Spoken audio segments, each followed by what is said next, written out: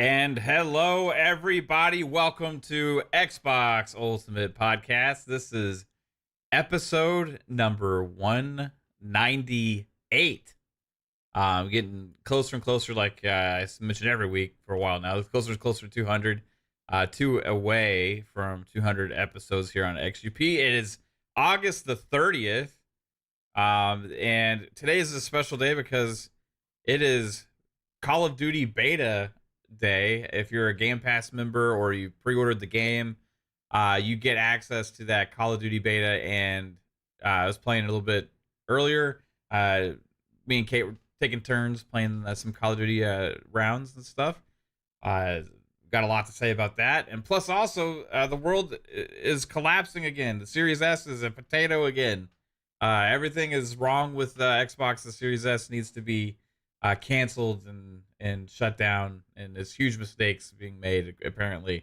Anyway, we're gonna talk about that whole conversation and everything going on, but I want to say thank you to everybody in the chat for being here. You're absolutely awesome, and we have a person here on camera actually for the first time in a long time. He's been here a couple times since he abandoned us and decided to do something positive with his life. But now he's here on camera making his first camera appearance since leaving us. The one and only Jasper. What's up, dude?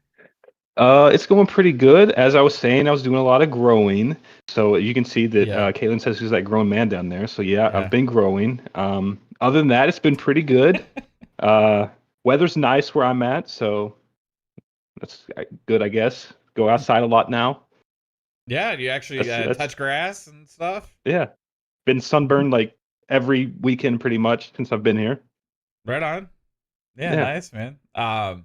And you're moving on somewhere else soon as well. Yeah, so in a couple weeks I'll be going somewhere else. Yay.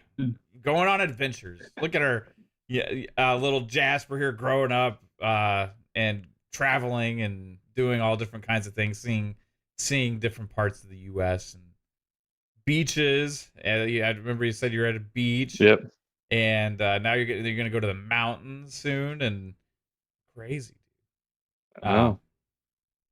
Anyway, it's amazing to have you here, though, dude, for sure. Thank you. You're welcome. Fuzzy, how are you doing, Fuzz? You got sir? Yes, sir. Oh, jeez. Oh man, that was a quick flashback. But oh man, it's awesome to be here with you guys. Was definitely feeling in rougher shape early today, but took a couple of Excedrin. I should be good for today. But man, good to see Jasper here, looking healthy and everything. And man, good to have you back on the podcast. Good to see you, Paul. Good to see you, Mav. Yeah, today has been unusual on Twitter, but it's.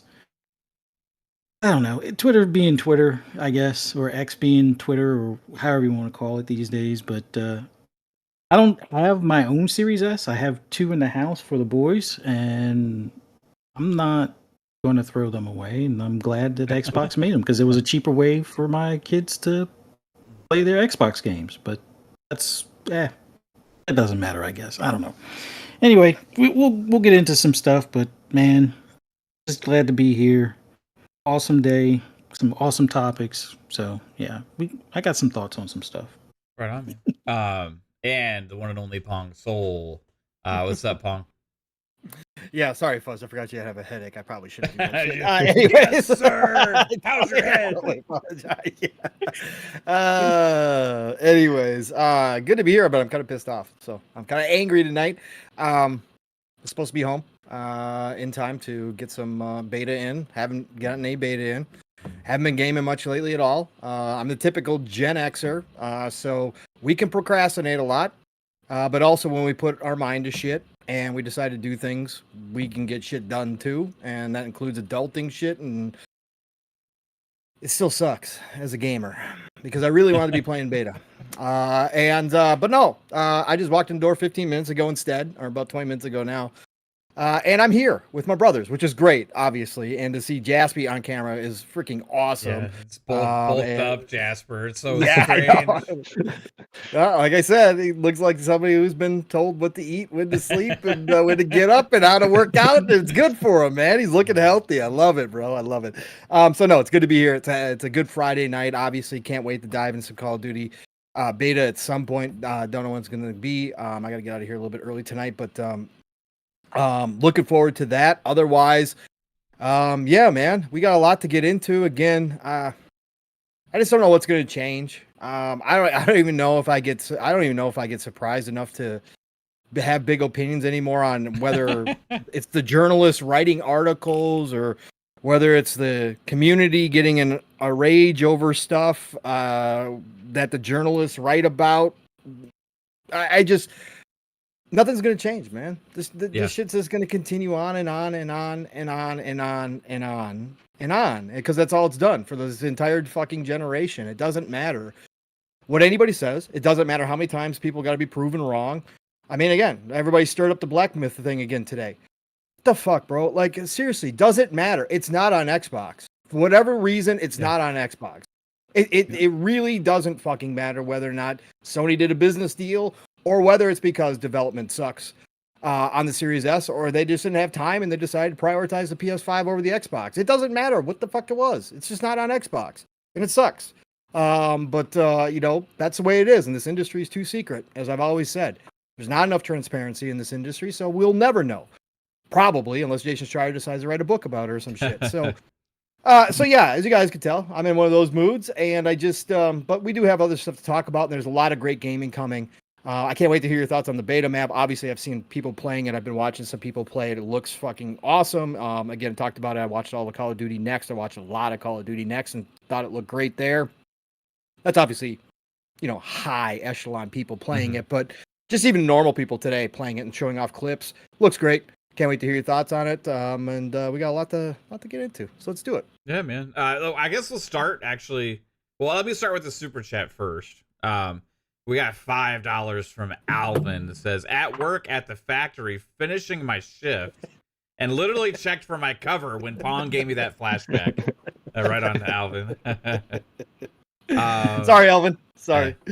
Shit. Pong's past life was as a drill sergeant. I don't know, man. I hate authority. Maybe that is the case. Maybe I was totally authoritative, and then I hate authority. Like to become authority. Yeah, no, I've never been that way. Even when I became a manager, I wasn't like that. So, unfortunately. So, sometimes you need to be. I just thought it was funny because Jasper does look like he's actually been in the fucking military. Yeah, it does. He looks like a fucking grunt right now. Like his before and after are the stereotypical shots, bro. Of like people that first go in and then when they get their graduation pictures from fucking whatever. It's amazing. It's just fucking awesome. I love it. Yeah, I've been transformed. I've been tore down and rebuilt. They tore me down to nothing, and here I am, the new me. The chip's been inserted. Let's go. Do you got the chip in the back of your neck, or do they put it in the skull now? Where is it, Jasper? That's top secret. Can't talk about that. Okay. Right on. But yeah, I mean, like it's been an interesting day. But hey, yeah, let's talk beta here. Has anybody else here played it yet? I did. No, not yet. I got to download and whatnot to get into it this weekend. Definitely going to try something tomorrow and maybe Sunday if I can. But a good 3-day weekend to at least dive in. So yeah. Well, I mean, Jasper, you're by far the best Call of Duty player here, and you've been critical, and you can always notice little things here that some of us don't notice at times. So. Is it okay, or is it great, or is it good? So far, I'm liking the movement. I do know that like it's going to be like a learning curve of like progressively getting like better at it. So like in a month and a half, there's going to be crackheads at it where you're just like dying around corners somehow. So I'm waiting for that to happen. Playing it where I'm at right now, it's kind of tough because my internet's not great, so I get packet bursts like every 30 seconds, so it's not as fun as it should be. But other than that, I'm really enjoying the beta. Looking forward to when I can play it without shitty internet. Yeah. When will that be? In like 8 weeks, hopefully. Okay, right on. I thought you say like 4 years. For 4 years, maybe. Yeah, like movement was interesting. Yeah. Did you do a little tutorial thing at the beginning of it? Yeah, just to see like what they were trying to teach you and stuff. Yeah. I actually got killed by somebody who had dove at the end of a hallway, and I wasn't expecting them to be laying on their back facing me. You know, because my mind is programmed not to expect them to be able to flip in the air and land on their back like that and face me. Like, so when I saw them dive, I was expecting them to be laying down like burning, you know what I mean? But no, they were there facing me with a gun and gunned me down. I'm like, oh shit, I gotta get used to that now, right? I'm like, he was just sitting there laying on his back with his gun pointed at me. So yeah, there's definitely like an added element here to allow, I think, people to get out of situations like, and that maybe they can use skill to actually turn the tables on a fight and stuff like that, where with the movement where they didn't have that before as much. And yeah, it's going to be absolutely crazy. Guns feel good too. Maps are so far good. I'm really liking it. It was just the feel of it for me. I haven't had your packet burst and stuff, so the feel of it is really good so far. What about the gunplay? Have you noticed typical Call of Duty or? Yeah, I mean, I wouldn't say it's anything like worse or better than the previous Call of Duty. I mean, it's about this. It's on par with Call of Duty for me right now, at least. But I've only used like pretty much the default classes. So like once you're able to start customizing the weapons and get a different feel for them, like I'm sure it'll feel different. Yeah, I'm like the SMG so far is the best. The default class. Yeah, that's what I've been using. Kate was tearing it up. She like her first match. She was like finished in first place at everybody. I was like, she's doing better than me. As she was using that SMG, I'm like, okay, man, I need to switch to that SMG. You know, because I was using like assault rifle that had the scope on it at first in the train yard map. I don't remember what the map's called, but I was like, that one was probably the wrong gun for that because I kept getting people running around corners at me and stuff. But the and I'm loving the map so far. The maps I've played, there's only been, I think, actually no, yeah, I think I've played 4 maps. I think there's 6. So far they've all felt pretty good because they're not like too big. Like in the previous Call of Duty, like sometimes they get too big and you just wouldn't use like a certain area of the map. All these maps have kind of went back to like the old formula where it's like almost 3 lanes. I mean, they still have like the random cut throughs of like you can find a secret tunnel or something and come up behind them, but the map design's pretty good so far too. Yeah, like the one with the house. There's like the elevator shaft in it, you know, stuff like that. Yeah, like I like the maps too, man. I think I don't know. I kept getting the same 2 maps. I think it was either the train yard one or the house, the mansion, whatever. But yeah, overall, yeah, it was really good, man. So Call of Duty feels great. I noticed like looking at the friends list, like everybody was pretty much playing Call of Duty, which is really cool to see. People that normally wouldn't even be playing Call of Duty. It's the Game Pass effect there as well, I believe, right? So probably going to be a huge launch, maybe the biggest launch ever for COD. And it's going to be on Game Pass day 1. It's going to be crazy. It comes out October 25th. And the beta lasts until, is it all the way through the like middle of the week? This one lasts to the 4th, and then there's another one that starts on the 6th, I think, and lasts to the 9th. Okay. Right on. Whew. Yeah, we're gonna be playing more this weekend. I'm hoping we'll be doing some Call of Duty streams and stuff like that. Maybe we'll get some people in the community hop in and do some matches and stuff like that. It'd be fun as hell. But yeah, so some other craziness happened today, guys. Like there was this article that kind of stirred things back up, right? There's this article from WCCF Tech that brought up the Series S with Stalker 2 development. And I think really more than anything, the headline just grabbed the attention of everybody because if you read the article, there's actually a lot of just positivity in the article regarding the development and where they're at from the developers.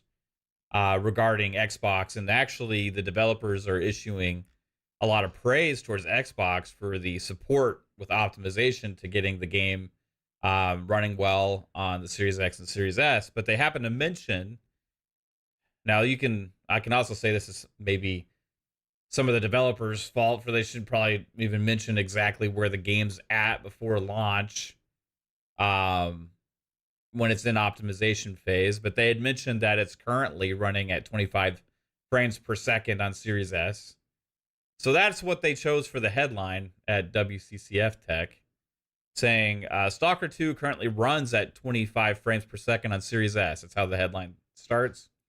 But Xbox is helping with optimization. Devs praise their support. So the last thing is devs praise their support.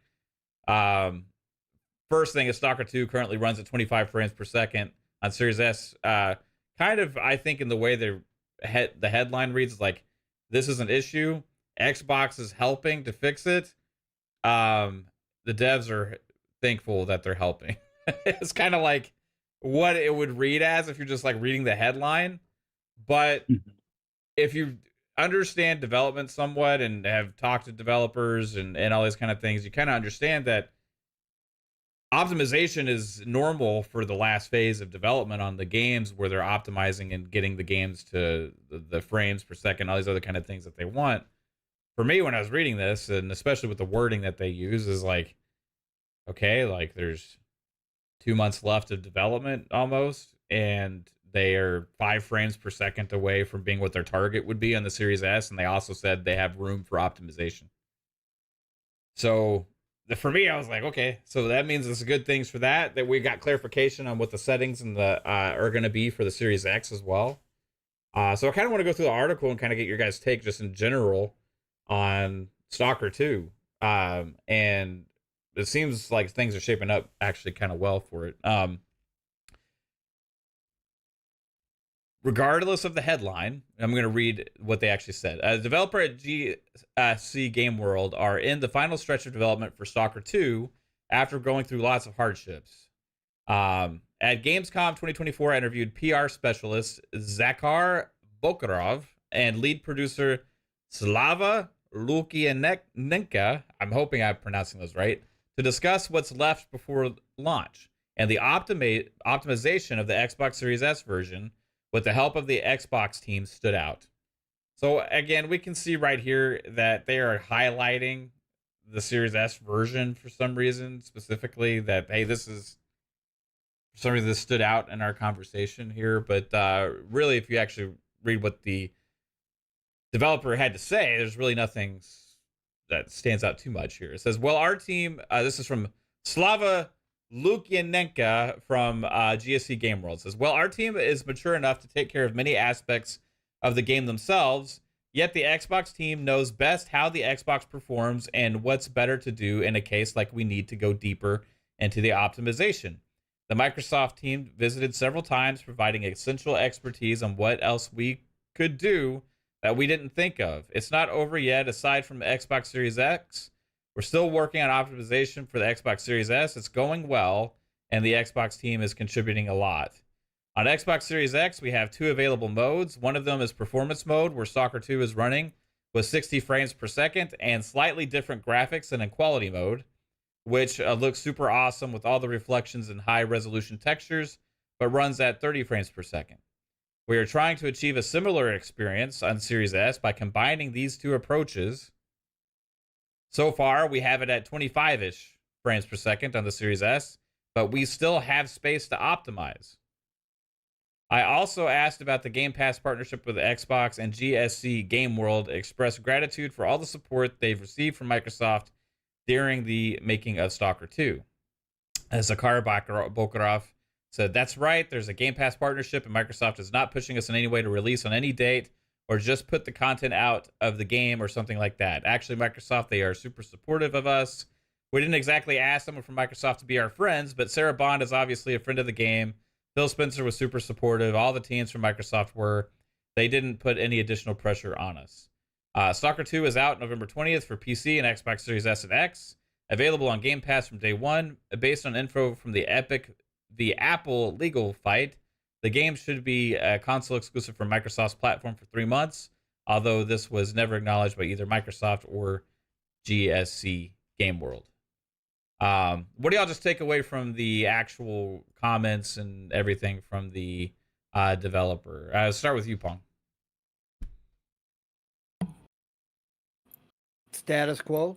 It's the usual. Business as usual. I mean, of course, the Series S is going to be the last to be optimized when it comes to performance. It's got the least amount of memory. It is what it is, right? PC first, then Xbox, and then Series S. So it makes sense that they're going to be optimizing performance over all of the different platforms, by the way, too, through to the end, to the launch. Because, like you said, Matt, that's pretty usual in a lot of dev cycles to do that. So again, I'm not worried. He was asked a question. Some devs are extremely honest and they maybe talk too much sometimes, but I'm thankful that, they like to be clear about where they're at with their game, that there's no BS. Again, we don't have a dying light situation where the game comes out on Series S and busted, and then the dev comes out and goes, oh yeah, the Series S is a potato. I can't do shit with this thing. And then 30 days later, we've got a patch that all of a sudden it's running same performance levels as a Series X minus obviously the fidelity. So I'm glad we're not in that situation here. So he's being honest about it. He's saying we got it about right around, running around 25 frames. We got plenty of time. We're going to continue to optimize and get that up. Plus, Xbox has come in with their special team to help out. So have all the faith in the world that by the time it shows up, it'll be a near 30 lock, as most games have been when they've come out on the Series S. We're getting a 30 lock with Space Marine 2 on the Series S. And Space Marine 2 is obviously extremely heavy when it comes to action on the screen. And they got that locked at 30 frames. So what engine is Space Marine? Is that Unreal? No, that's their own. That's their own engine. Own one? Okay. Yeah. It's called the Swarm engine. Mm-hmm. I know, really original, but that's what it's called. It's their own. I have no doubt that Stalker 2 will be just fine with all the help that they've gotten, that they will get it locked in at 30 frames. I'm not expecting 60 on the Series S out the gate, obviously. That's just not a thing. Nobody should really expect 60 on the S all the time. That's not your 60 box, right? I didn't find anything crazy about this. Again, everybody's going to run with it. This is why these articles are written. WCCF Tech knows exactly what they're doing. You can go read all their articles. I don't really have a big problem with them, but they certainly throw in their clickbait articles. And because that's exactly what it does. Anytime the Series S shows up in a headline, and then you can put 25 frames next to it, okay? It doesn't matter what the context is. It doesn't matter who said it. It doesn't matter what game it's about. It doesn't matter anything. People are automatically going to first assume that some game is coming out that is only going to be 25 frames on the Series S, maybe, or that the Series S is causing a developer to speak bad about it again. But no matter what, they're going to get a click out of it, right? And most people are going to read the first paragraph and then move on. But I thought he did a great job explaining the situation. He didn't, if you read the article, which most people don't do, he didn't leave any room for questions or what is going on, or maybe this isn't going to come out right. No, it sounds like he has all the confidence in the world. I mean, again, Xbox is here helping us. We're cool. We got plenty of time. We're good. Just to let you know where we're sitting right now. We're at about 25 frames. You asked? I'm going to tell you. We're at 25 frames. But we're going to get there. It just seemed weird to me that so many jumped on this as another big problem, but this just normal game development optimization towards the end, the final phase of development type thing, right? Yeah. So it's the article paints it as a picture, even and the Series S thing stood out to us. Let's make sure we put a focus on this, and then they structure the headline accordingly as well, obviously for clicks and attention. Yes. But the article itself, the comments and everything from the developer just is normal development stuff, right? It seems to kind of go along it partly with, it's been a conversation lately because of Black Myth Wukong as well, and it seems to be the kind of this piling on effect, which the thing with Black Myth Wukong now has, to me, maybe not to everybody, but to me, we have Jez Corden, Paul Tassi, and IGN all cooperating from multiple sources as well, that Sony did Money Hat the exclusivity on Black Myth Wukong, right? So regardless of if there's blame to go towards Xbox for Black Myth Wukong not being there, I think there is regardless, but it isn't necessarily the Series S, which everybody in their mind still paints as a problem because it was part of the discussion before, right? So you have this whole Series S discussion that had been being had over Black Myth Wukong, whether it's valid or not. And to me, it has no validity now because we have 3 different credible, well, IGN's only somewhat credible, but if they're reporting something on a PlayStation like that, you better believe it, right? Because like they are would be one of the last ones to want to do that. But Paul Tassi has no reason to go out of his way to say that his source confirms this.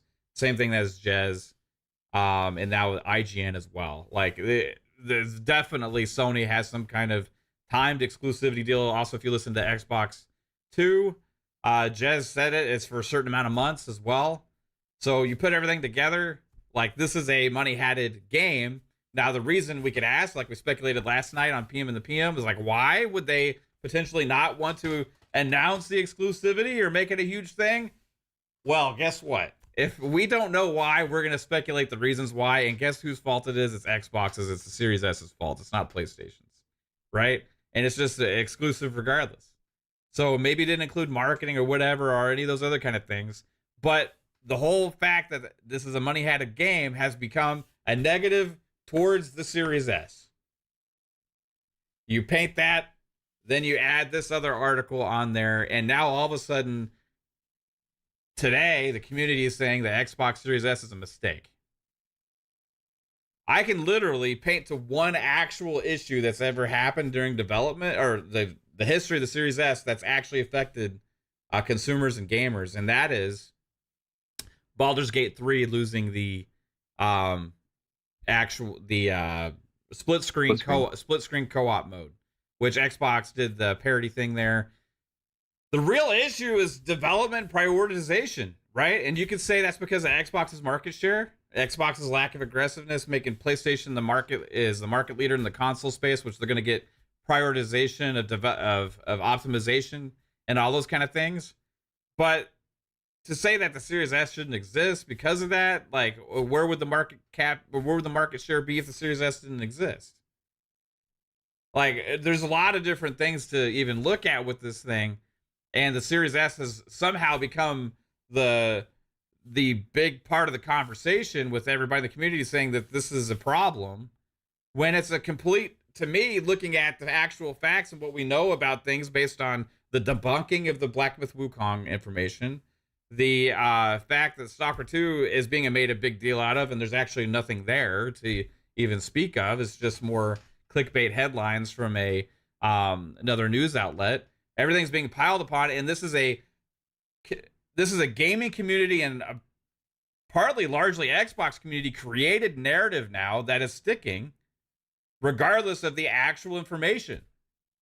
But there's been so much talk about this over things that have been talked about but not actually happened, to create this mindset that this is actually a problem. But we can go back and look at the history of this generation and see tons of examples why it's not a problem. All those things are largely ignored.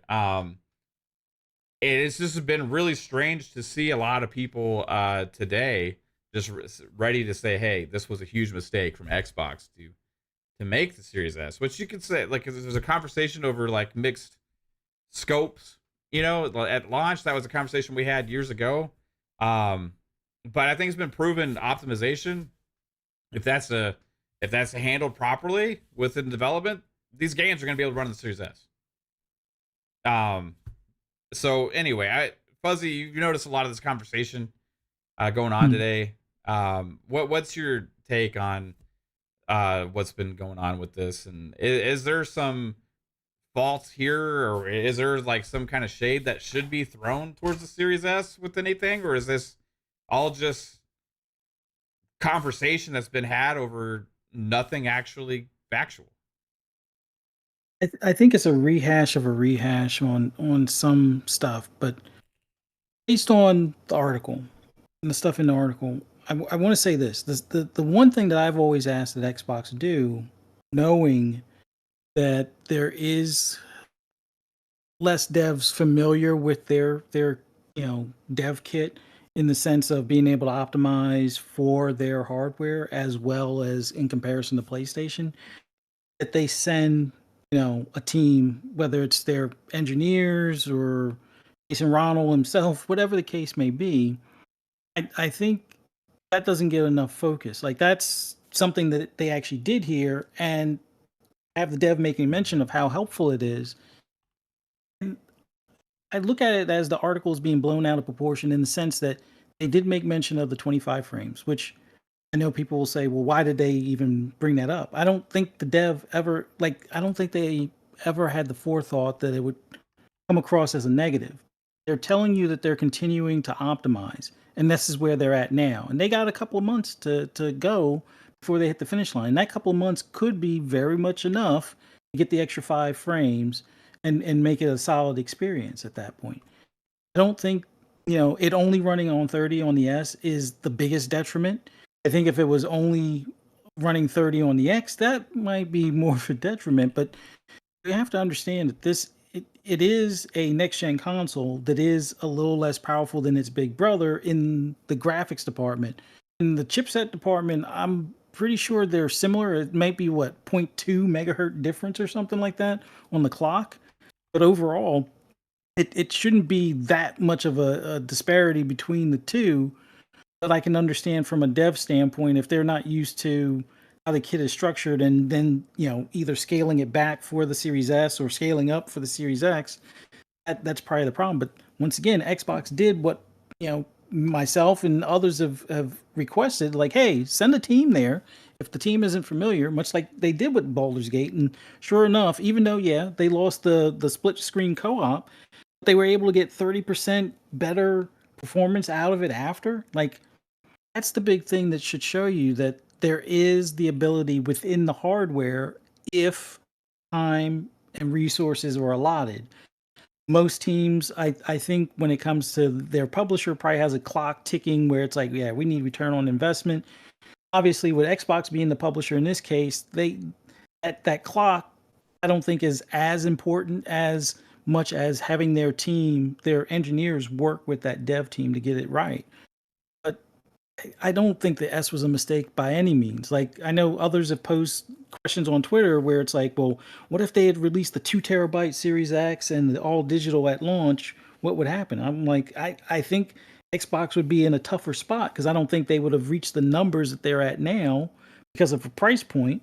And with that being said, I don't think it would have made much of a difference other than maybe a handful of games wouldn't have skipped the platform at launch. But with the Black Myth Wukong, if it wound up being money hatted in some way, shape, or form, maybe it's not the traditional money hat where you get the marketing. Like we said, there was no marketing, I guess, associated with it. But if it's one of those things where, oh, we're sending you money and our own devs to help you get this across the line for PlayStation and PlayStation only, I could see that being the new form of money hat.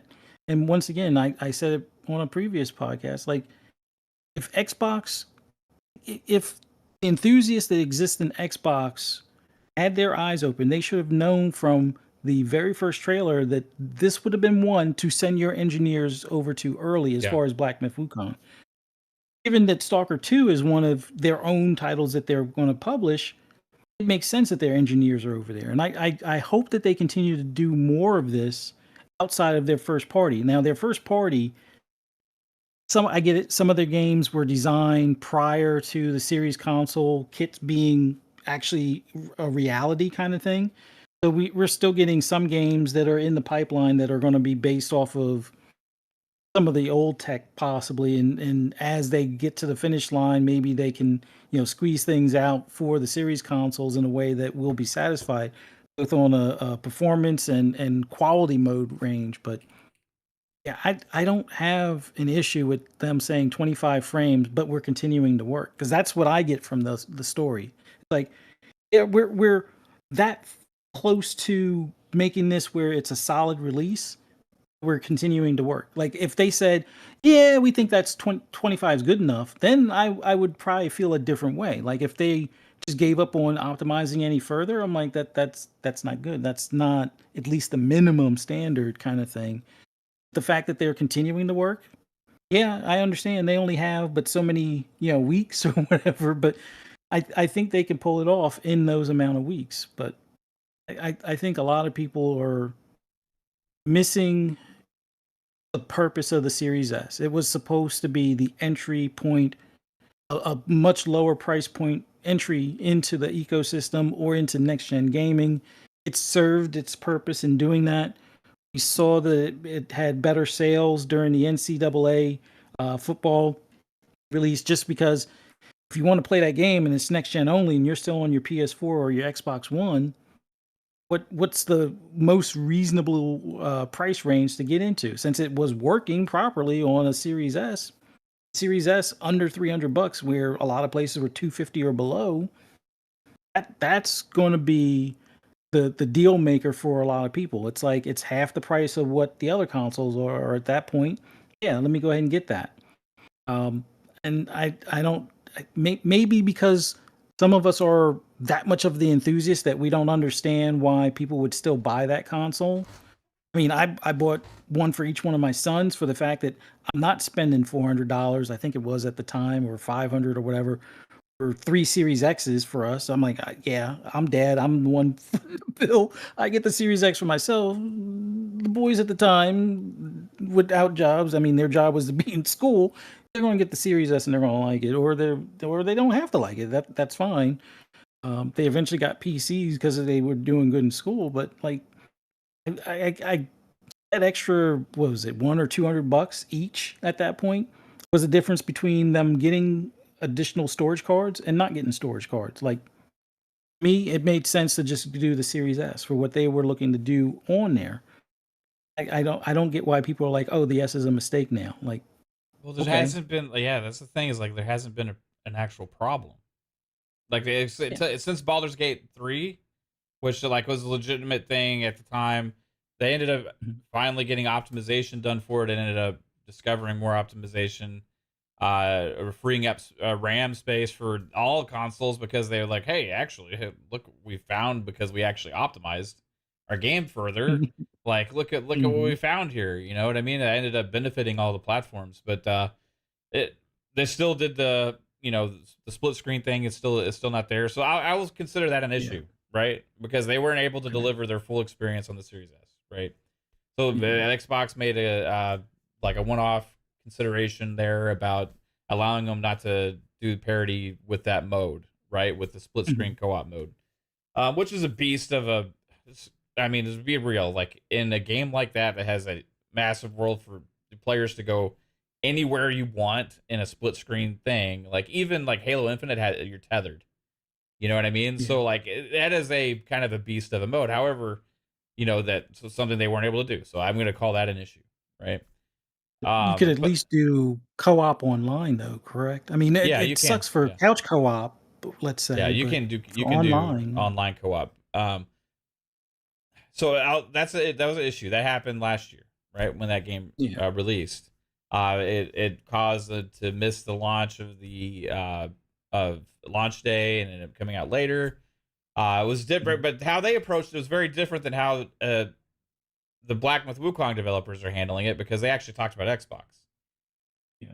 The Black Myth Wukong developers when they even were at the Healy thing, they were purposefully not mentioning Xbox, right?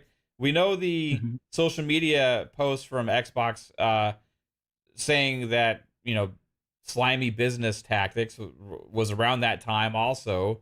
Like there was speculation back then it was about Black Myth Wukong and some kind of money-hatted game. And then later comes out now from multiple reports that it was actually money-hatted as well. So for me, like, that's not a Series S issue. And I want to paint this picture.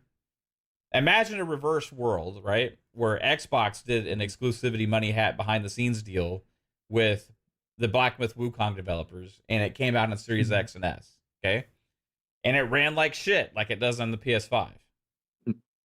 would everybody be blaming PlayStation and the PS5 and talking about how there's some kind of issue with PlayStation that this game isn't there? Like, the game's not even on Xbox right now for us to even have a consideration of how it runs, right? And we're finding out that that's because of a deal, right? I can blame Xbox for that, not being more aggressive and even allowing that things like that to happen, right? Like, they should have been first, done some other kind of deal to prevent that from happening, and they could be more aggressive to prevent those things, but they're not doing that. But to make it a Series S issue now, just because, is kind of strange. And you combine that now with this article, and it's just like this constant, let's find a way to make this a problem and an actual, like, it's become a reality for many that is like, that exists. This is, hey, irrefutable. This is a huge problem. Like, this is what everybody keeps acting like, but there's nothing there, really. Mav, just to include this too, because you brought the Black Myth Wukong again. I said what I said about Black Myth Wukong, saying it doesn't matter the reason, but I think it's a fair question what you bring up. But there's something that's blatantly obvious right now, even with the fact that it's on PlayStation but not on Xbox. Right? It is on PlayStation. They have 8 reviews for it on Metacritic. Why is there not articles being written about the problem? It's sitting at a 71 between those 8. Why nearly, okay, we will never do absolutes around here, but nearly every other game that launches on PlayStation, the most reviewed copy is the PlayStation. Why, oh why, even though I know that Black Myth Wukong themselves, the game science themselves, only gave out PC codes to begin with for the first reviews, but why, oh why, all of a sudden nobody wants to review on PlayStation? Why, oh why, after it all came out, did nobody want to go back and review and get those PlayStation clicks for a freaking exclusive game console-wise on their platform that's up for Game of the Year according to people who are playing it on PC? Why, well, why? Is nobody asking the questions why the performance was such shit on the PlayStation and why it got a pass, and nobody fucking talks about it? Because to your point, Mal, if it was Xbox that was the one that got Black Myth Wukong, well, if they were the ones that cut whatever deal was cut or whatever happened, and PlayStation was left in the cold, let me tell you something. If that version of Xbox came out and performed the way that it's been shown as performing on PlayStation, and all of a sudden nobody reviewed it, there would be article after article after article being written about, oh, why did they make the choice to put it on Xbox? Oh my God, did they screw up Black Myth Wukong by putting it on Xbox? Look at what happened to the Black Myth Wukong now that they put it on the Series S. But when something like this happens with PlayStation, no, it's fine. It's totally normal. There's only 8 reviews for PlayStation. Totally. That always happens. It would right? be it would be the conversation would be like, oh, Xbox must have done the deal on this thing. It's horrible because it runs like shit, and it's their fault. And it damaged game science. It damaged game science. It damaged PlayStation. It's not fair. You know what I mean? Like, all this. That would be the conversation. Instead, people are still talking about Xbox as the problem here because they're blaming the Series S, which there's nothing there to actually point to except for one rumor that came out about something to do with memory leak, right? Obviously, they're having issues on the PlayStation development as well. So how about this? How about let's actually focus on what the real problem here is? They released a buggy ass game that's unoptimized. Can we not actually look at that and say that's a fucking problem? That they launched an unoptimized game that should have been potentially delayed across all platforms until it was better optimized? How about let's focus on that instead of saying, hey, maybe it's just impossible. You look how buggy and unoptimized this is. I bet the Series S couldn't even handle it. You know what I mean? Like, where are we doing that? I mean, they were able to get fucking Witcher 3 running on a Switch, everybody. Like, you can optimize these games and change things and stuff to be able to spec it out for different platforms and consoles. That is a normal part of game development. This is the world that we've lived in forever. And it is so strange that it seems fucking possible for people to fathom that could happen, or it's just too much to ask of these developers that they have to spec it out for 2 consoles on Xbox. Guess what? They did that fucking last generation too. They did it last generation. Nobody was like, "Oh, I can't believe this shit." Guess The what? 1S problem. They're also going to be doing it for PlayStation when the fucking PS5 Pro comes out. Is that not making 2 specs for these games? It's a fucking requirement as well over there. These things matter as far as development. Optimization has been the same fucking problem for a long time. They push all the bells and whistles, focus on optimization last. Just like we learned from a Avowed developer, the Stalker 2 developer as well, and every other developer here that's always talking about their games. Oh, we hate optimizing. We hate optimizing. We hate optimizing. Well, fuck, it's a part of the job. Optimize the consoles and let us fucking play polished games and don't release them half-ass, fucking buggy and like with frame rate issues and stuff like that. And that should be the conversation. It should be. It should be. But to Elvin's point too, it's exactly what's going to happen, Elvin. Right? That's exactly what's going to happen. They're going to wait for the patch to come out for the PlayStation 5. Then they're going to go back and review it and act like that's how it's always done. Yeah. Like they always wait for patches and then review the best version of that game. And they're going to act like it's totally fucking normal. There's going to be new articles written about, played the post-patch version of Black Myth Wukong on PlayStation. I've been enjoying it on my PC this entire time, but I finally dove into the PlayStation 5. Let's see how it goes. Oh my God, this thing is beautiful and great. It's right up there with my PC version. Actually, in fact, if I had played these two side by side day one, I probably would have scored the PlayStation 5 a little bit better than my PC.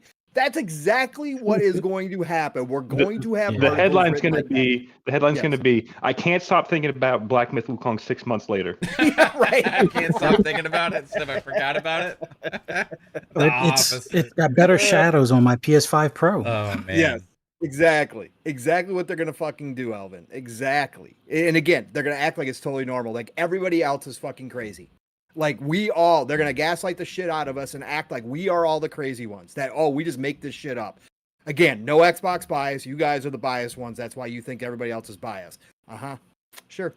Yeah. I mean, I'm probably like ultimately today I'm going to seem like this Xbox Defense Force guy and Xbot and all this stuff because like I've been seeing the conversation out there and I'm just like, but it's like the thing that bothers me the most about it is not like, I'm not trying to protect the Series S and stuff. It's just that everybody's created this conversation, this narrative about unfounded things. It's always been a speculation that's become so much conversation about it that it's become almost like a reality in the mind that this exists. But there's nothing actually there except offhanded comments from developers who turned out to be actually wrong as well in the past, like the Rocksteady guy. And then people like fucking like Grums and like there's like these grifters and like people that say all this random shit. You know what I mean? Like we can't allow these clickbait headlines and all these other kind of things to dictate the reality of the perceived reality. And that's what has happened here. There's been so much of this generation that this like perception has become the reality to many, and it's based on things like these events happening that are unfounded. Completely, the soccer thing is a complete non-issue, right? Like a completely, just absolutely nothing burger whatsoever. It's just game development, normal process, right? Made out to seem like an issue by the article, right? Then you have the whole Black Myth Wukong thing, which turned out to be a money-hatted game, and it's just an unoptimized game to begin with, right? Like, so anyway, Jasper, what say you, my friend? Like, I don't know if you've been following social media today or any of this other kind of stuff, but ultimately, it's been kind of strange. I guess I'll start with the Series S stuff. Do I expect the Series S to have performance issues when Stalker 2 comes out? Possibly. Like, I'm not saying it's going to be constant 25. I'm thinking they'll go up to 30, but like, there's always certain zones in the game or certain scenes in the game where like you get a frame rate spike or dip or whatever. So, right. Do I think that's going to be in the game? Yes. Do they still have time to fix all that? Yes. Is this because the article's kind of vague. He just said it's running at 25 FPS. So that They could just said be like around 25 yeah, FPS, like but like is that without any upscaling? Or is that just a native target right now? Like there's so much that they haven't said that they could still do to fix that issue. So again, it's not really that big of a deal because they still have 2.5 months or whatever. Yeah, so And the then exact quote was, so far we have it at 25-ish frames per second on the Xbox Series S, but we still have space to optimize. yeah. So I mean, is that just like native like everything native, or is there upscaling involved? I don't know. I mean, because it's vague. Yeah, okay, so it said on Series X we have 2 available modes. One of them is performance mode, where Stalker 2 is running with 60 frames per second and slightly different graphics than in quality mode, which looks super awesome with all the reflections and high resolution textures, but runs at 30. We are trying to achieve a similar experience on Series S by combining these 2 approaches. Okay. So I don't know what that means either. I don't know if they mean like they're going to have one mode that combines those 2 approaches, or they're actually going to have 2 modes eventually, or what. But right now, it says right now they have it at 25. Yeah. I don't know. They still have time to fix it, and I mean, it's not really that big of a deal anyway. Like, it's a Series S. Like, people who play on a Series S, you shouldn't expect the best anyway. Like, Right. Yeah, for sure. um, It's. and then the I mean, whole I think it's gonna be around 30 probably. yeah, Like, it will be around 30. Like, you'll get your dips, but again, it's even the old stalkers weren't really. They didn't really run that great, to be honest. yeah. But that was a different engine. So I'm just gonna wait and see. I'm sure it'll be fine. But Yeah. again, I don't really care. I'm playing on PC anyway. Um, Is there anything there that selfish me. concerned you as unusual? No. Okay, I mean that's just what I was curious about, like because like that's what kind of like the headline, and there it seems like everybody's running with, because like if you see the comments below it, it's all like, man, like again the Series S, the Series S, the Series S, and it's like I was reading the article, I'm like I don't understand, you know. That's also the other side to it. Like I know you were mentioning, I haven't seen this, but you were mentioning it was like all the Xbox communities like now hating the Series S or some shit for some reason. But in reality, they should be thanking the Series S because the Series S kind of saved Xbox because it's like 80% of the market is Series S's and not X's.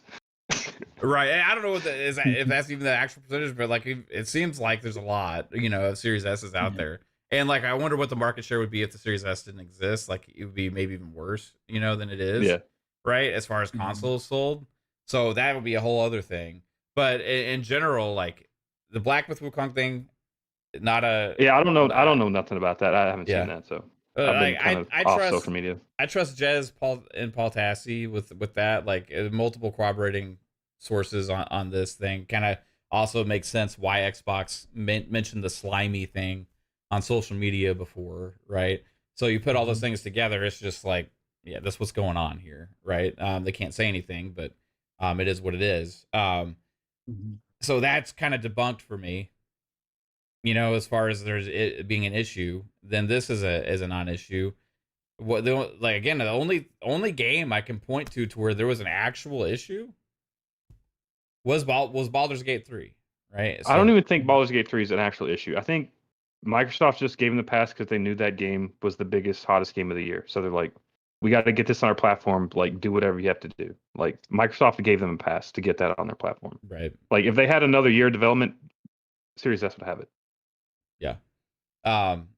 When they did like finally focus on the optimization for it, like, and Microsoft stepped in, like they were able to get a lot done, but yeah, they're still missing the split screen mode. So for whatever, you know, the split screen parity thing and all that kind of stuff, there are some people that are going to care about that. You know, personally, me, I don't.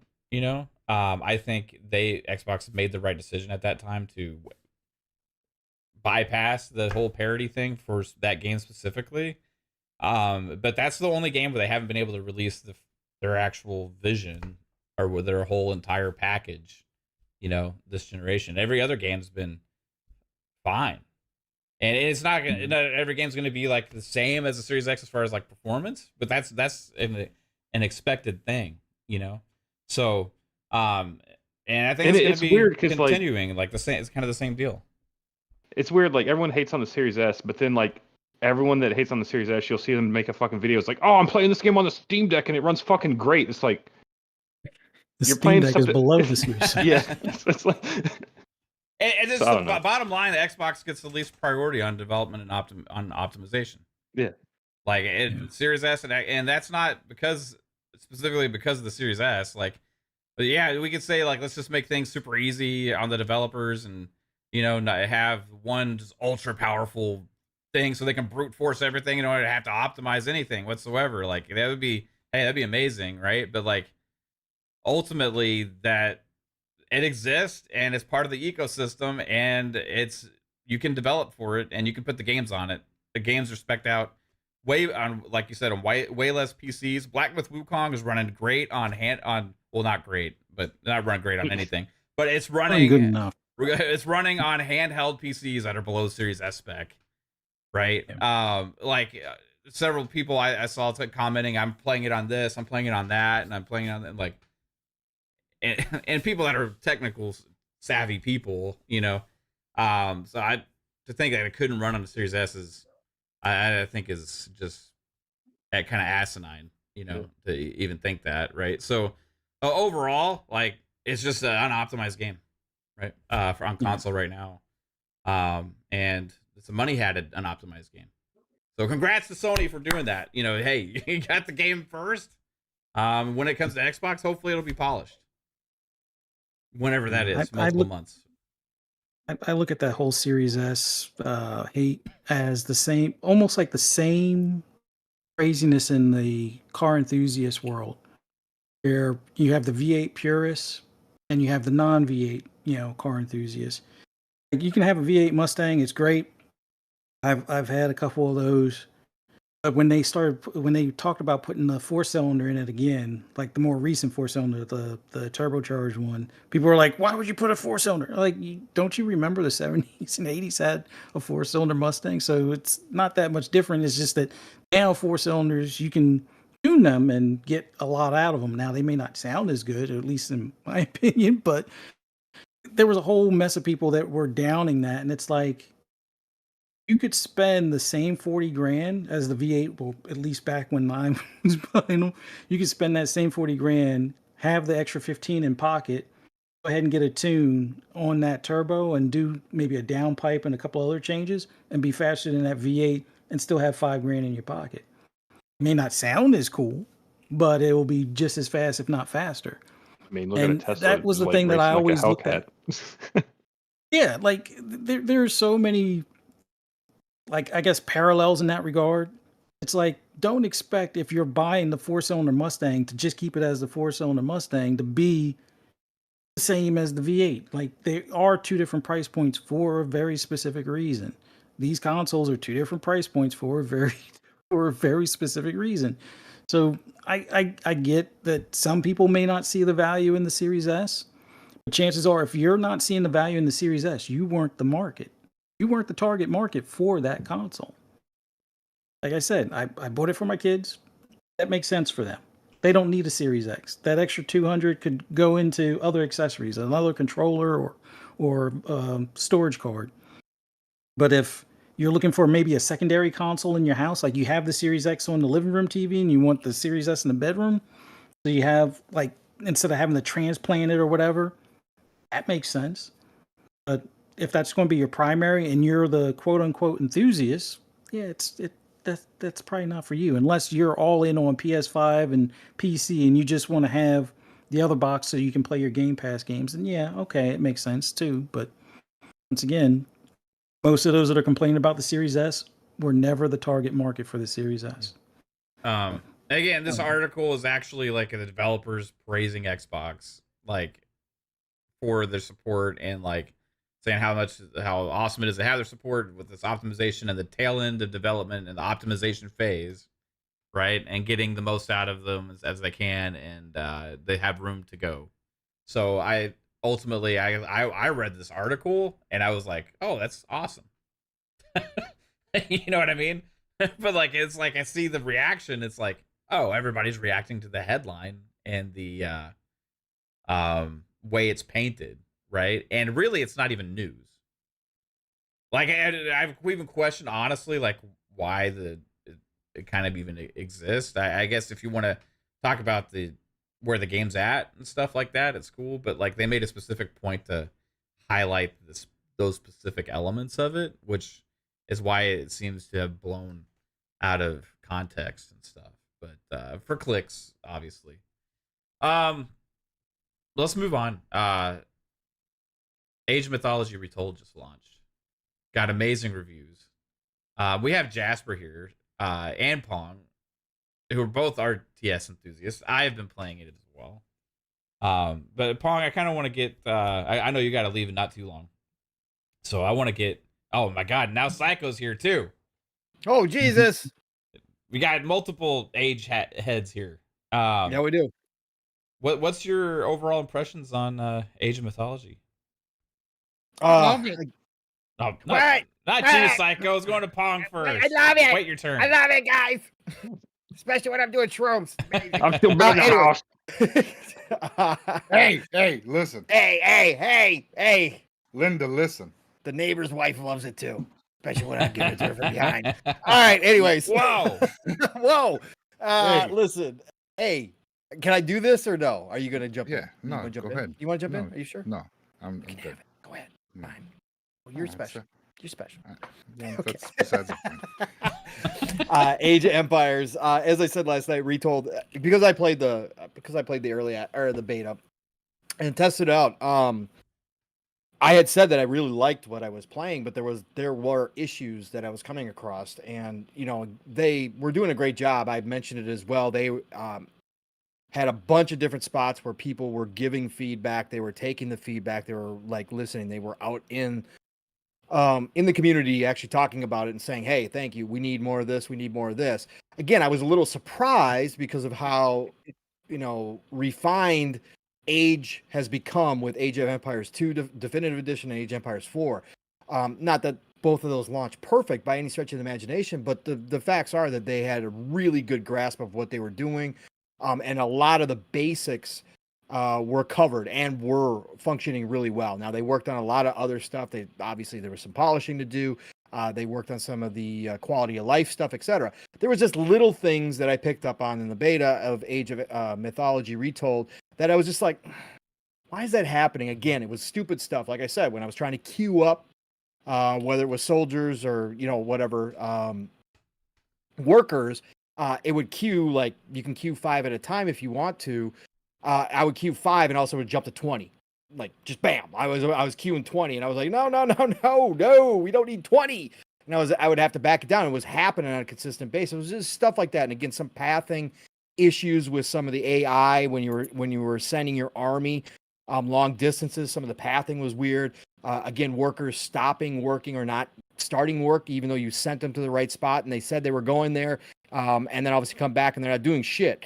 A lot of that has been cleaned up right now. Playing the real version, they cleaned up a ton of that. There's still some little things, but again, it's nothing that takes away from the game. The overall game itself, they took an old game that when it launched had there was a lot of people that had obviously really high expectations with Age of Mythology, and it never quite lived up to them. And in fact, some people felt that it let them down back in the day when it launched. Now it became a beloved franchise. It became one of those, but we really liked it because it was different from all the other ages, and it found its own spot. And people, over the years, really played the hell out of that game. But they took that and they rebuilt it and brought it up to speed in a modern current, redid the graphics beautifully, added controller support, which has again become normal for RTSs now, especially Microsoft and Xbox RTSs. They did all of that, and I think they did it exceptionally well. I think this game fits. They didn't try to make it another Age. They didn't try to change it from what it was, which to me, I don't want to say more casual Age, but it's definitely, it feels like a more arcadey Age just because of It what embraces you're the playing with. fun.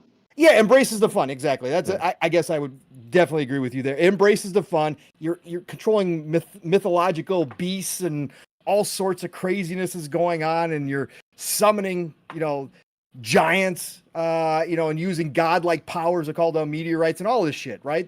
They do, like Jasper said, embrace the hell out of that, and they didn't try to go away from that, which is, I think, the best thing that they did with this, because this still sits right in between age 2 and age 4 beautifully, because it's a different type of feel when you go into Age of Mythology, and yet if you're an Age veteran, you pick up the controller, you jump in, or you pick, keyboard and mouse, you jump right in, and you know what the hell you're doing. It's just like, oh, but I get to do like some crazy ass shit now. I get to call down meteorites on this city. I get to call down a lightning storm out of freaking nowhere. I get to control sea beasts out in the middle of the rivers to attack ships. Like all the stuff that you just don't necessarily get out of Age. That's all still there, and it looks amazing. Again, zooming in, you can zoom all the way in. The battles look great. The characters look great. I love it. I think it deserves all the high mark it's getting, and I want it to, because we know how damn well they've supported all the other ages. This is like limitless. Like if you think about Age of Mythology, just because the first one never really took off that way, this one, bro, they could pull mythology from all across the entire globe and add gods and add creatures and shit that we haven't ever seen before. So I want to see that happen, and I want to see this thing continue to develop just like they've done with the other ages. So I'm really happy with this, and I think, from everybody else, what they've been saying, same kind of feeling. So love the hell out of it, man. It's in my rotation. It's going to be in my rotation from here on out. Yeah, man. What about you, Jasper? You been playing it all? I have not got to play the new one because I'm waiting for what is launched on Tuesday or Thursday or whatever it is. I didn't buy the $30 upgrade edition, but I played the original back in the day, so I kind of know where Pong's coming from when he's saying like this one's a little more buggy and stuff. Like even Age of Mythology back in the day, like the pathing would break down all the time. So like them kind of upgrading from the old game to the new one, like I could see where there would be more issues. And seemingly they've kind of at least addressed and fixed some of those things. So that's great. I'm excited for it. Like I said, it comes out Thursday or whatever, so can't wait to jump in. I haven't got to try it, so I can't Great take, Jasper. Great take. I'm struggling with the campaign a little bit. I'm having to replay missions. I'm considering actually lowering the difficulty a little bit. You know what I mean? Like because they're coming after me, man. They're a little relentless. Oh, yeah. Have you been playing it, Psycho?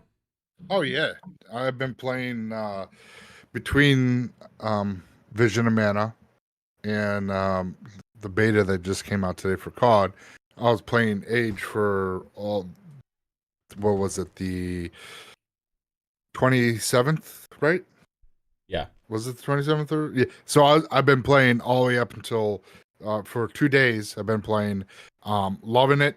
I do see where Pong was mentioning the some of the quirkiness, because sometimes when you know how you automatically have your workers focus on which age you're in.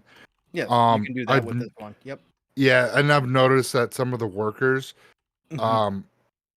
even though they're farming, they'll stop and start cutting trees down, and then the people that are cutting trees will start farming, but it's like it's delayed, inefficient. and it's inefficient is what it is. They gotta clean up some of the little stuff like that. Exactly. Yeah, like if you are in if you're sitting there, if you got people already doing the tasks, then allocate the ones that are, let's say you got heavy forestry, trim that down and redistribute those to other tasks that whatever you want it to either get gold or whatever the case is. But sometimes it doesn't go, like no one will start doing mining for gold, and I have to take my couple characters and move it, and I'm like, oh, this is kind of fucking annoying. But outside of that, I'm having a blast with it. And like I noticed, like when you start picking when you go to different ages, you can pick which deity that you want to focus on, and they have different abilities and different special troops, and so it's kind of like if you pick like the Greeks or the Turks or in Age, you're stuck with that, those set of troops. But with this one, you pick your deity, and so you have a variety of different troops and different fighters Your with you. secondary And gods, different powers, different upgrades, all that good stuff. Yep. exactly, And it actually does affect the strategy as well, depending on what yes. kind of build you're going for or what you're trying to do. Mhm. You do have to pay attention. It's awesome. Yeah, because there's some that are focusing on villagers, others focus on cavalry, and so on and so forth. And if you're So rushing, whatever, there's better ones that'll help you rush right away. There's lots of yes. different. Yep. Yep. So you just gotta kind of strategize that in that aspect. But really going from what I've played, like I forget which deity was, but you had like the Medusas, Always use the and Medusa. they were turning the because I was fighting some the giant Spartan golems that they have. So they were turning them to fucking stone. Oh yeah. And I was like, what? Okay, hell yeah. And so like doing that was really freaking cool. So I'm really liking the different aspect of what this age of mythology brings to the table. I played originally back in the day on when I had it for for Windows. Loved Age. It had its bugs. I'm happy that this is a lot more polished than what that was. I do see, like you were mentioning, like when your troops the line does break at times, so you have to double check that, especially your scout. Your scout would be going back and forth in the same like path sometimes, and it's like, whoa, no, all right, buddy, go over here. So I would just have to like take him, manually go over here, and then turn automatic back on, and then he's fine again. So little weird things here and there, but overall the experience that I've had so far has been really, really great. I've been enjoying. If you like these style games, Age is probably one that you can jump in without any experience with Age and actually like it because of what this game brings. And like I was mentioning, the different powers and the different abilities that different gods give you. And if you're playing the story campaign, it feels like you just got to go through the checklist, and then you win that match. You don't have to go and try to build up this giant army or not. As long as you take care of what's they want you to do, you're fine. But other than that, I mean, the match has been pretty good, pretty solid. Some of them feel a little quick, but again, that's just because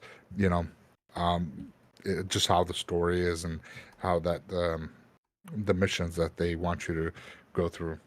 I think it would be fun to play Age of Mythology in multiplayer, because like one of us could be like Raw and have like the vision thing and like just put it up on their base, and then the other person could be like a different god, the one that like transforms all the trees into enemies, and you could just like wipe out their entire wood production. Like if you like just like mixing the god powers in multiplayer, I think would be really fun. They got that Atlantean god too that sets up sky gates all over the place, so you could transport mass troops like everywhere. So you could do the same thing between ages. You get to set up new gates everywhere. Like that would be you could really do some cool combination in multiplayer for sure. Yep, that'd be dope.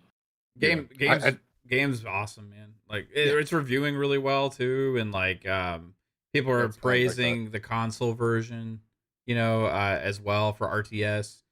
Many saying that this is like the most like ease of use like one yet.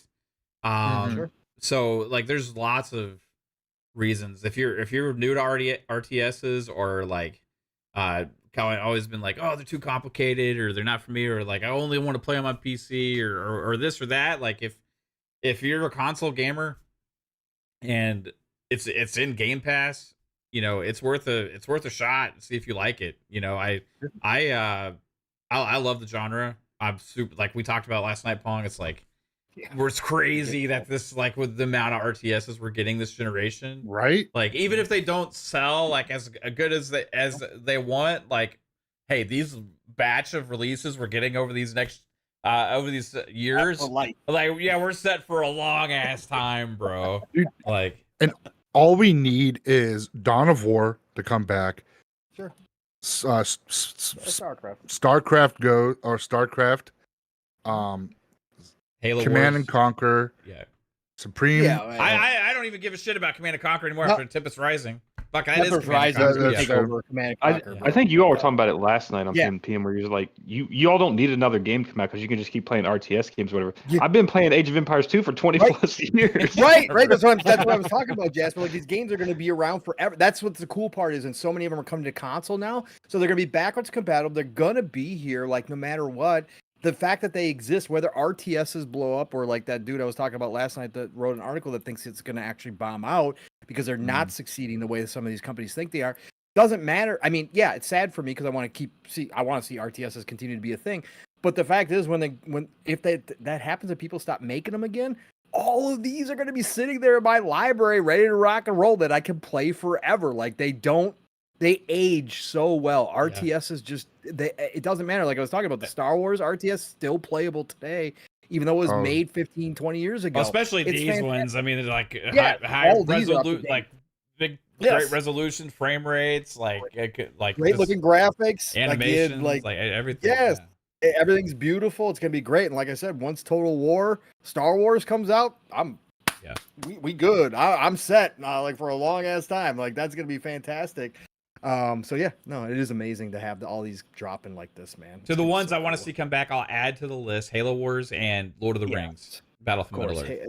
Battlefield Middle Earth has got to be made by somebody, man. I can't believe nobody's done it. EA is fucked over everybody with the RTS genre. Like, oh god, somebody buy it from them. Fuck. Well, I wouldn't mind seeing like Embracer own Lord of the Rings though. I don't know who owns Battlefield Middle Earth though. You know what I mean? EA own the actual IP to that, right? I don't know. Somebody's got to make it though, or something. Just call it Lord of the Rings, whatever. Just bring it back. Oh, or what is it? World's Edge. Fucking pick it up. Well, right. Make I a mean, deal. again, we got so many devs now that can do RTSs sitting out there, and we got devs at home that have lost their jobs that are RTS devs too. Like I said, Xbox should be picking up a ton of people right now to make a new StarCraft. They should be rebuilding. Open up a new studio and just do an RTS. Like, and then bring back Halo Wars, like Mav said. Halo Wars 3 we need. Again, best story, hands down, for Halo. Or one of the best, I should say, for some of you guys. Halo Wars 2, like especially the DLC. Yeah. Fuck, man. It was so good. Yeah. Brett Bingham and Nate Dogg in the chat. It's saying something I didn't see. It says, did you see Blizzard's working on an RPG FPS game for console? I dropped it in our DMs. Did you? DMs. Yeah. Yes. Yeah, that was the whole. Yeah, Timmer 2222, him and his he mines through LinkedIn nonstop. Timmer 222 is a good follow. But yeah, unannounced AAA RPG FPS title from Blizzard. He got this from who was the guy's name? Hold on, I gotta look that up real quick. Chris McCabe. Chris McCabe is the gentleman. He is listed as now.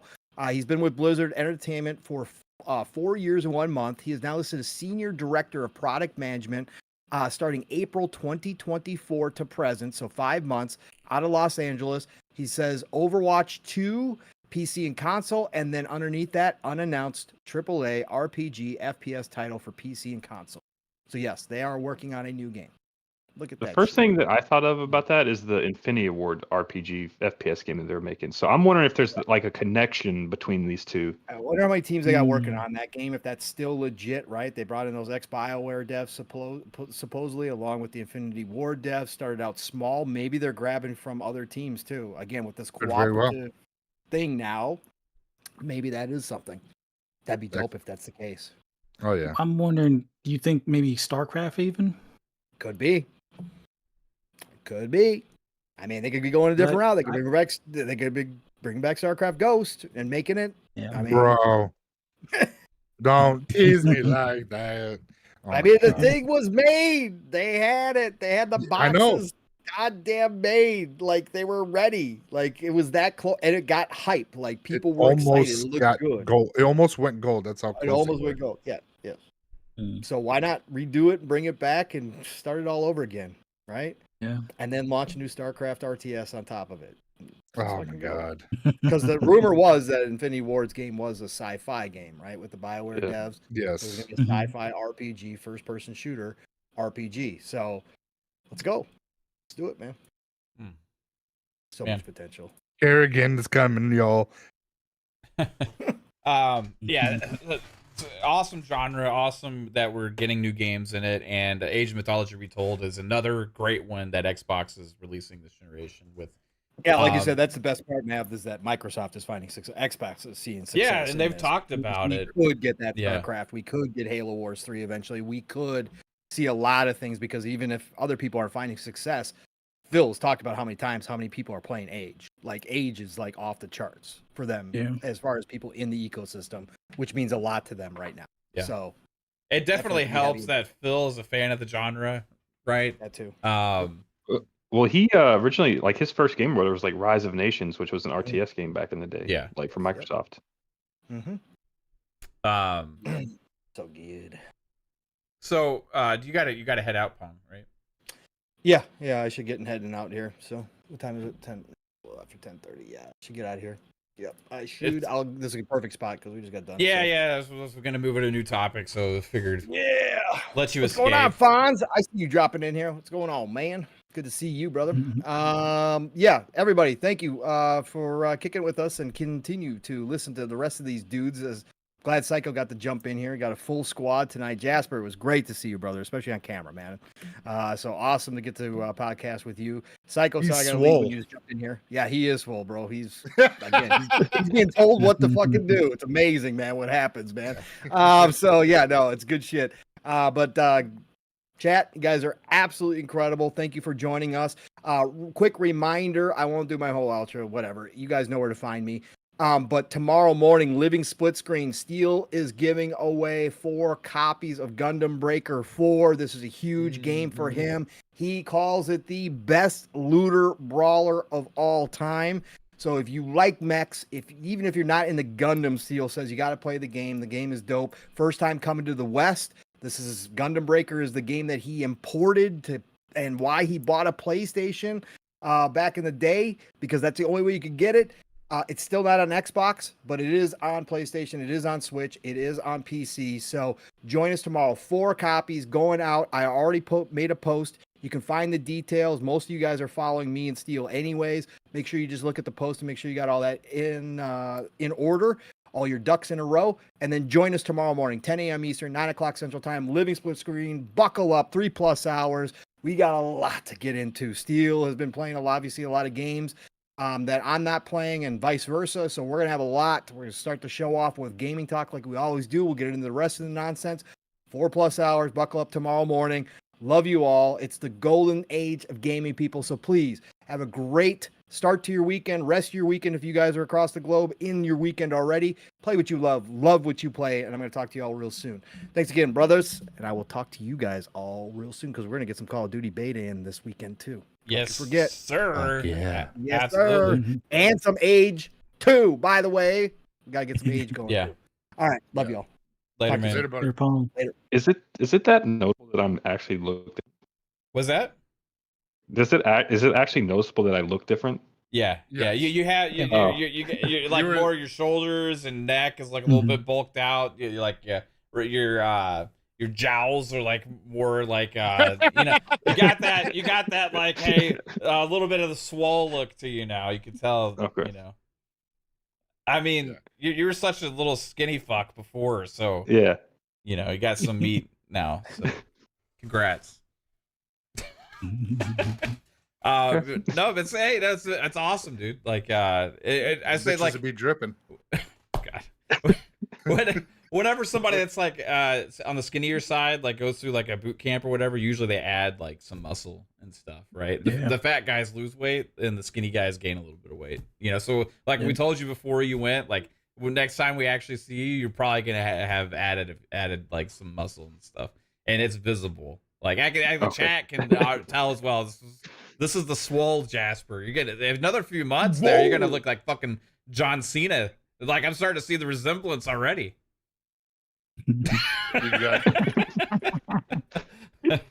not too far away, man. Anyway, shout out to protein. shout out to, oh god. Shout out to Spartan 661 with 5 gifted fun speculation memberships. Super appreciate that, bro. Choo choo, motherfucker. Choo choo. Hey, appreciate the support from everybody just being here. If you do like the show, hey, hit the like button, share it out, notification bell, all that kind of cool stuff greatly helps us. I was kind of also wanted to get into this PS5 Pro. Seems like it's actually happening, right? There's been more and more stuff come out about it, like from too many sources, too many legitimate things. It's got the 3 stripes on the side. You know, it's gonna have a little bit better performance, a little bit better probably graphics card and stuff. Supposedly $599 maybe for the digital version and $699 for the physical. Xbox still is not doing anything with the cross mid-gen looking type thing, at least that we know of. We are expecting some kind of Xbox hardware announcement later this year. There's some speculation that could be the handheld or could be talking about their next gen plans and all that kind of stuff. But overall, like does the PS5 Pro and the third party games and all this other kind of stuff, what kind of effect is it going to have with that on Xbox? Because one interesting thing regarding Xbox, well, the Xbox is putting more of their games on PlayStation, right? As we see, Indiana Jones is going there. By the time Indiana Jones goes to PlayStation, they will have the PS5 Pro out. And it's a requirement, supposedly, for all the developers that are putting the games on PlayStation to have the enhancements taking advantage of the PS5 Pro. So inherently on console, if you want, as an enthusiast, want the best experience on some of the Xbox first party games, the best place to experience the games and the most optimized, more bells and whistles than anything else is crazily going to end up being potentially on PlayStation. This is the other side effect of the whole multi-platform thing, right, that they're doing. Now, obviously, for games like Call of Duty and, you know, ones that were multi-platform already, it was just kind of to be expected. But as they do more and more, it's going to be interesting having that thought process. And it's something I don't know how Xbox is going to handle with the whole best place to play narrative, because generally their messaging has always been best place to play Xbox is on Xbox or PC, right? How are they going to deal with the best console version of your games potentially is going to be on PlayStation? And this is something why I argued beforehand that, hey, they shouldn't let your competitor do a mid-gen type upgrade without you being there, because I don't know, it could be 2 years of this. If it takes till 2026 for Xbox to actually come out with the actual next gen type hardware, and they're not doing any kind of mid gen refresh thing, you're having 2 years of this, plus also all the third party games, and then who knows what happens? Maybe Xbox in 2026 releases their next console, but then maybe PlayStation's ready to rock in 2027 with theirs, because that would be 3 years away from their Pro launch, which would kind of make sense. So do we think? I just want to kind of get. Did anybody here think that this PS5 Pro could end up having even a further negative impact on Xbox and the messaging about where to play their games? I don't think it would, because Xbox just kind of went away from the best place to play messaging. They went more to play anywhere messaging the last few years. So their marketing strategy really hasn't been best place to play in a while, at least that I can think of. Right. Yeah. It'd be interesting to think that maybe the worst place to play Xbox games, though, is actually on Xbox consoles. Yeah, I guess you could see. Yeah, I could see that. Right. Like, I I mean, mean, like that could be put out there. I would not be surprised if there's articles after the PS5 Pro launches that says the worst place to play Xbox games, especially after more go there over to PlayStation, is on Xbox consoles. Yeah, I mean, they could. Like, I'm just saying, like, I'm not saying it myself. I'm just saying, like, think about it. Like, Indiana Jones. What if it has higher fidelity and potentially higher frame rate mode when it launches on the PS5 Pro, right? but Well, I guess that's also assuming that PlayStation gives them the tools for it, because like right now, I think they would just only have the option to make a base PS5 version. So then it would just be the PlayStation 5 version running on a PlayStation 5 Pro and wouldn't have any. But how do they handle the Like- whole requirement though of supporting the PS5 Pro? Well, they would need to supply the kits. So if they don't have the kits, then you can't really. I mean, we know they have the PS5 kits. I mean, like, it would because obviously it would run a little better because it's going to have more powerful hardware in it, so you won't get the dips or anything in games. But you won't see any visual enhancements, anything if they don't supply Microsoft with the tools. Again, wow, yeah, I don't know, man, it's crazy. We still haven't had any specs yet, official specs of what this thing is. Everything is going off of what specs were leaked, and those we all know dev kits always overspec their dev kits to really optimize, to run the game, and then they tune down to what the target specs for the actual consoles are. So we can't go by those specs at all. So this whole 4090 talk and this craziness. That's ludicrous. Like no, I understand that, but there's still people out there. Oh, it's in the 30 I've series. seen the it. 3090. I've seen people say the 4090 stuff and actually try and be serious about it. Or the 5090. Yeah. Yeah. Oh, the 5090. RDNA 4. Yeah, because it's barely RDNA 2, but yeah, we're gonna skip all the way up. But we're gonna bottleneck at the CPU. But here we go again. But no, who knows what the specs are? Is it going to be better than what the PS5 is? Oh, 1,000%. It's going to be a full RDNA 2 console with possibly RDNA 3 features that are GPU with certain tiers, depending on what it is. But it could be just spec'd out very close to what Xbox is when it comes to tool sets. So, VRS tier 2 and along those things. Now, if Sony is making developers prioritize for the Pro, that also benefits Xbox because they have the same tools. So now they can just use the same tools. There's technically no extra development time because they're doing it for the PS5 Pro. So now Xbox is going to benefit from that. And will we see? We will see a performance difference, but it is. I truly don't think it's going to be where these. It's going to be 4K 60 ray tracing, where everyone thinks this thing is going to be, which is. I don't think that's where it is. I think we're going to get possibly 60 FPS with some light ray tracing and upscale still. Upscale, pretty much that's where I'm, but I mean, look at, because what, isn't Forza Motorsport upscaled 4K 60 with ray tracing? So we're already seeing that with Xbox. As long as you optimize with the tools that are there, and now PlayStation makes developers do that, we'll see games. So now could we also see upgrades for games that have been already released prior for Xbox and be like, oh, this runs a lot better. Here's a free upgrade also, because they're already putting the work in.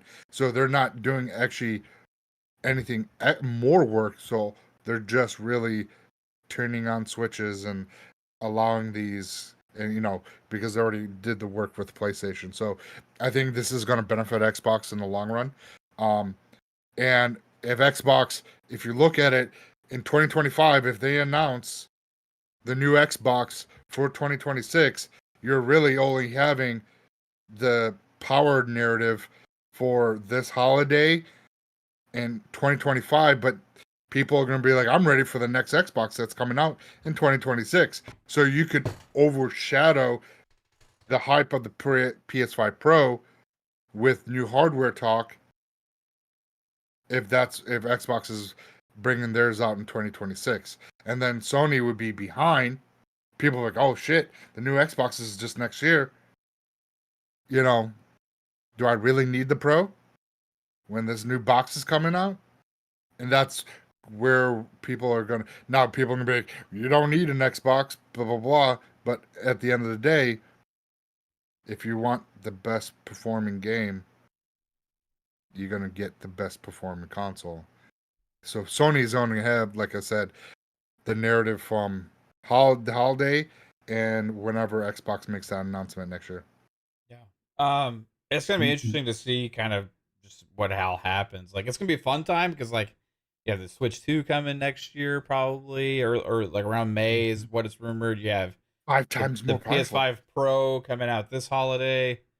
Then you have Xbox hardware conversations gonna be happening for a while. But yeah, I'm curious just overall that impact, because last generation both had the upgrades, and that they were kind of hand in hand. I mean, Xbox has had the power narrative for the last 6 years, Yeah, or it whatever, didn't or matter. 7. Well, Yeah, and they did, but they kind of fumbled it because the developers, they didn't have enough first party games to show it off, and then the Yes. developers, third party developers, don't take advantage of it. Yeah. No. So it's kind of like for whatever. PS5. Yeah, they're not utilizing the tool, so you're not going to leverage what's in the hardware.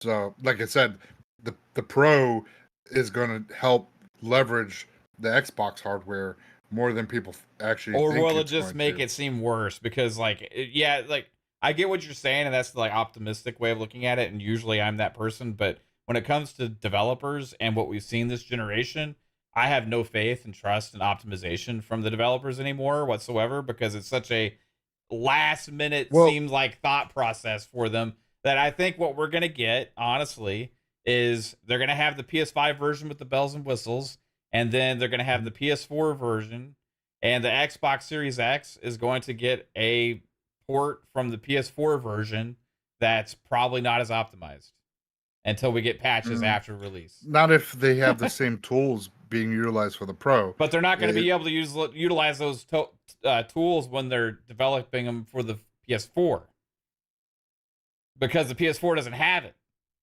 And we know they prioritize PS development first. So on those, yeah, but like, I don't know. Who's making PS4 games? I mean, Call of Duty's. I'm Still, sorry. just Call of Duty. I meant You meant PS5 versus PS5. I didn't mean PS4. Oh. Yeah, I didn't mean PS5. Yeah, I meant PS5, not the Pro. Sorry. Oh, okay. Yeah. But still, if the tools are being utilized for the Pro, if they're there, then they can use the same tools for the Xbox. They're not gonna not use it if they're already already put the time and work into it. So I hope so. When when you're using VRS Tier 2 and these other tool sets, if you're already building out for these an RDN2 architecture, they can but for easily... the PS5 version, they won't be building that out. That's what I'm saying. Not for PS5, but they have to for the Pro, regardless. Right. Because but we're not. Series X isn't going to get a port of the PS5 Pro version. It's going to get a port of the PS5 version. That's what I'm saying. Like, they're going to ignore those tools. They're going to ignore the added optimizations and extra things they're putting in the PS5 Pro version, and they're probably just going to do the PS5 version, and then like, okay, here's our port from that. I mean, we've already seen like some devs forget about Xbox like tools anyway. Like Callisto Protocol, they forgot to add reflections or whatever. Like for the Xbox, right, so there's just I just, it's not that I don't think it's the possible right way to do it, Psycho.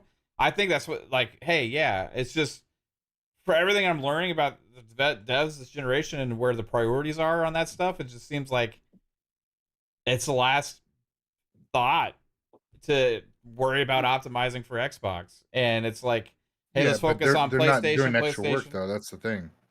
That's what I'm saying. They're not doing that extra work for Xbox if they already did it for PS5 Pro. Maybe there would be, though, if they're having to upgrade the PS5 version with those tools, right? Like, I don't. Maybe we'll see. I don't know. I don't know how it works. Maybe a developer in the chat can let me know if I'm wrong or where the processes go or how they go. I'm thinking there's two versions, kind of, and then they're gonna like spec them out. I mean, depending on the game engine and the development kit, like sometimes it's actually just like a toggle button, like enable FSR for this game, and then like it will pop up in the settings menu depending on the Right. game engine. Yeah. But Yeah, we'll have to see.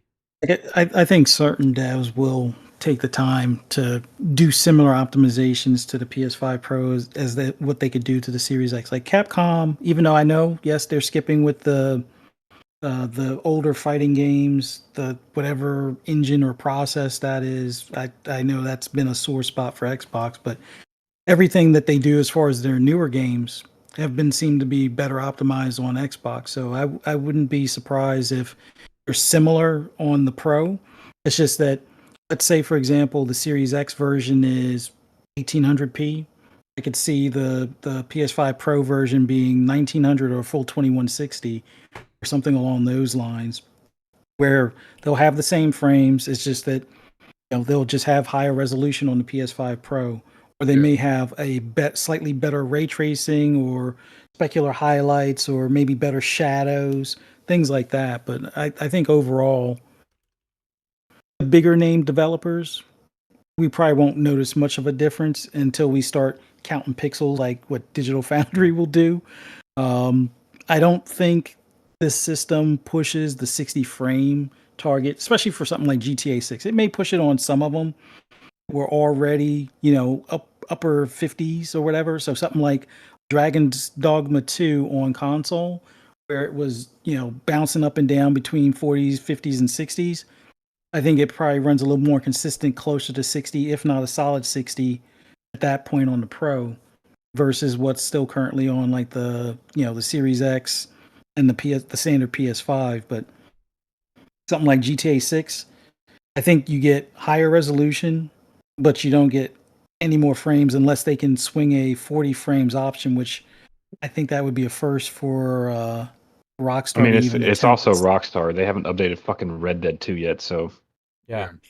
True. But it would be funny though, because it would be like the start of this generation where Xbox runs better, higher frame rate, and higher fidelity versus the PS5, and they lowered the PS5 so it can meet the same frame rate, and people are like, so it's kind of like it would be a switch towards the end of the generation where it started off in the very beginning. It was like Xbox ran better versus PS5, and now the Pro's going to run a little bit better than the Series X, but it's not going to be that much of a significant difference. Personally, I don't think we're going to see like, oh my god, 4K 60 with ray tracing, and Xbox can't even do 1440p.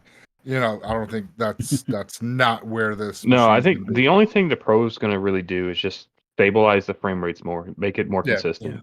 That's it. That's it. It might brute force Black Myth Wukong some more, so they don't have to worry about optimizing their game. I can't hey, I'm super happy for them for the success they're having with their game, and like it's selling like crazy on PC and it's doing well on PlayStation and stuff like that. But like to see them like just get a pass on the horrible PS5 stuff Is that's it really going that on. bad? I haven't seen any of it. Like Yeah, it's not good at all. it's like a whole. Even on the It reviews, should have it's like a been whole delayed. 10 Because, points like- difference in the PC. like- It should dips have been to delayed. 720. It drops, 5 to 10 frames at points. Like, because it's so hard for me to like sometimes believe some of that stuff. Because like I even saw people trying to do it with like the new Star Wars game, where it's like, oh, this woman doesn't look like the woman anymore, or whatever. It's so pixelated. But then I'm playing the Yeah. game, it's like it looks great on my end. Yeah, no, I don't know. with that one, like I noticed, like when I'm playing her face like transforms and looks differently at different times. But it's not like those people are looking for those moments and like shadow. take a specific screenshot and post it so it's like frozen in time. When it might be Yeah. like a split second thing that we would never really ever notice, right? They just happen to get it in Yeah. a glimpse. But most of the time, Star Wars Outlaws looks great, Like Craig. well, like Craig or like like there's games that have just bad faces throughout, like Mass Effect and Andromeda did, and it kind of everybody was like, "The fuck happened to Mass Effect?" All this. But like this game like looks great a lot of times, and then sometimes it's like depending on what's happening, like you can tell the characters just look a little different, but like it's not anything that's like been a huge deal for me when I was playing it. But I know what you're talking about because like little things can be blown up when frozen in time and talked about on social media, right? You can Oh, have 100%. something that's not going to actually affect us or really we're going to care about gets like, hey, screenshotted, analyzed, you have green bars going up and down to show things that we're not really noticing with our eyes too much, that kind of adds weight to everything. But like, I think with this game specifically, I think there's enough there that it's like more warranted. Stuff like, like Jedi Survivor got a pass on it at launch, right? And I couldn't fucking even finish that game. Yeah, and I think it's probably more in line with that. Like, I mean, that being said, I can't 100% speak to it because I have not played it myself. But from the people that are playing it and the fact that the reviews that are out there for it, that much drastically lower than the PC versions, and with GSC Game World actually addressing it themselves, talking about the issues and all the everything that they have, I think is definitely stuff there, but like just nobody is talking about it too much, like with it being a problem. You know what I mean? It's just like, hey, this game is to be celebrated. It's not to be criticized. And sometimes it's like pick and choose. Like, let's crucify a game that's not even out yet over 5 frames per second potentially. And let's even blame a whole platform for even existing, right? A whole console for even existing, for even making fathomable that this could happen, or we could actually pay attention to something that's actually out and having huge issues, right? I'm kind of surprised there aren't articles about how some of the layoffs were caused by the Series S. Like it's almost to that point where that's probably going to be somewhere in the rotation at some point. Like, blame the Series S for layoffs, blame the Series S for this studio closure or something stupid. But I don't know.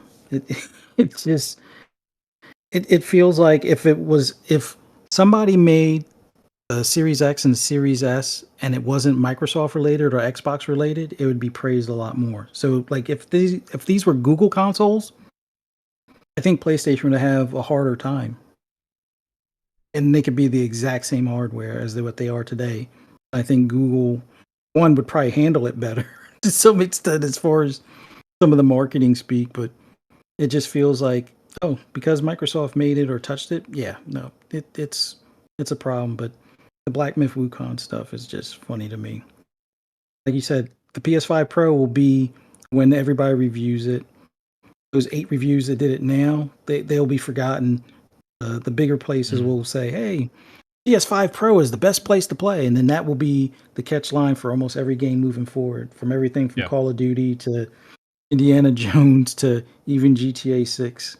Yeah, the best place to play on PlayStation Pro or PS5 Pro. Oh yeah, you'll see those articles for the Xbox games that go over there. Yeah. I will say this. So next generation, whatever Xbox decides to do with hardware wise, they need to have the RAM equal to both fucking pieces of hardware. But because if they have a handheld, that ain't happening, bro. Well, they can have it. That's the thing. So they can. So really though, like if they have okay, so if this was my idea, right? Like, but you look at the ROG Ally. Look at their 16 gigabits of RAM. Yeah, the ROG Ally X has 24 or whatever. Yeah, but those came out like 4 years or after the console generation came out. Like if those came out in 2020, they would have been like, how expensive?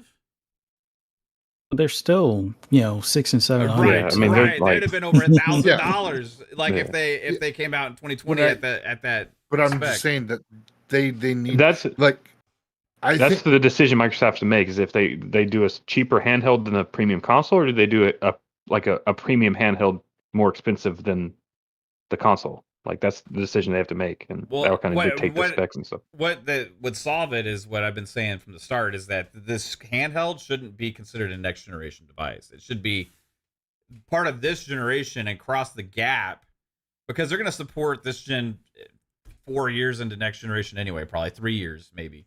Like, this is going to be par for the course like they did here. So that would give potentially like 4 or 5 years, and then you upgrade it in the middle of the next generation, which would be more of the next gen device.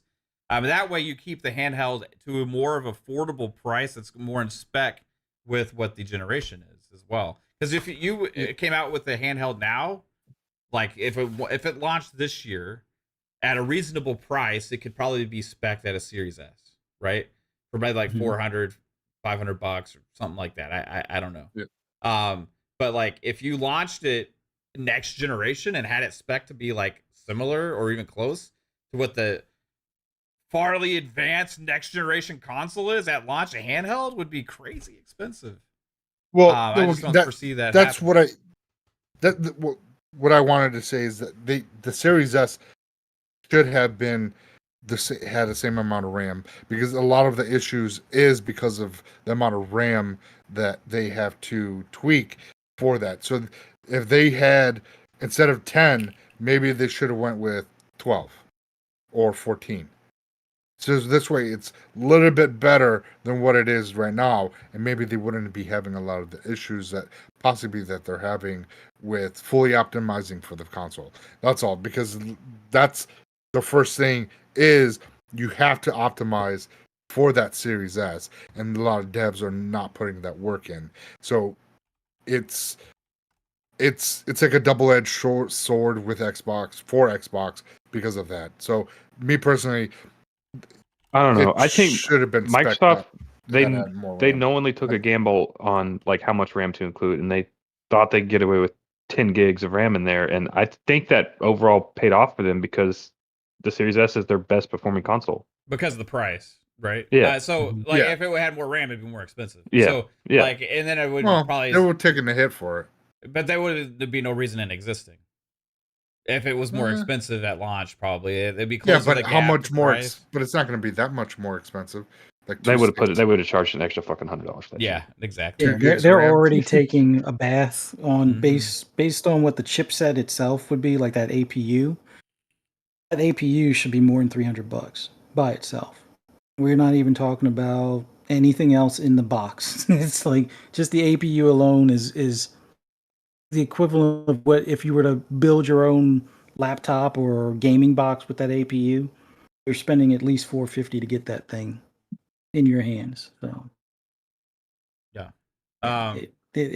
It's well, but then again, they are buying it in bulk, so they probably get privileged pricing. But you know, if you're trying to build it, you're already spending more $150 more than what the box is supposed to go for. Like if I was Xbox, I'd launch the handheld next year. Yeah. Go ahead and launch it, and then do, or even late this year, at the end of this year, to surprise everybody.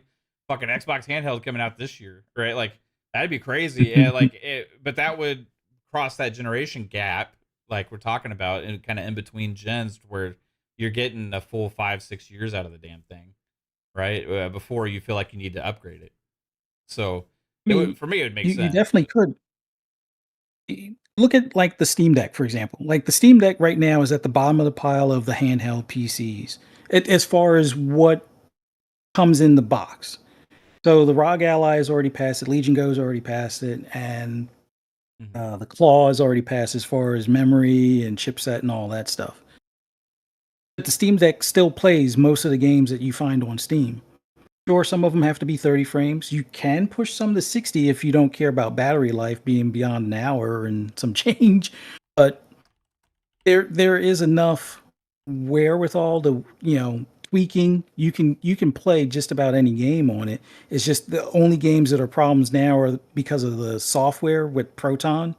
You can't play your Destinies. You can't play, things with certain types of anti-cheat stuff just because the software is non-compatible. It's almost like what some of those laptops are running into, the new Surface Snapdragon ones.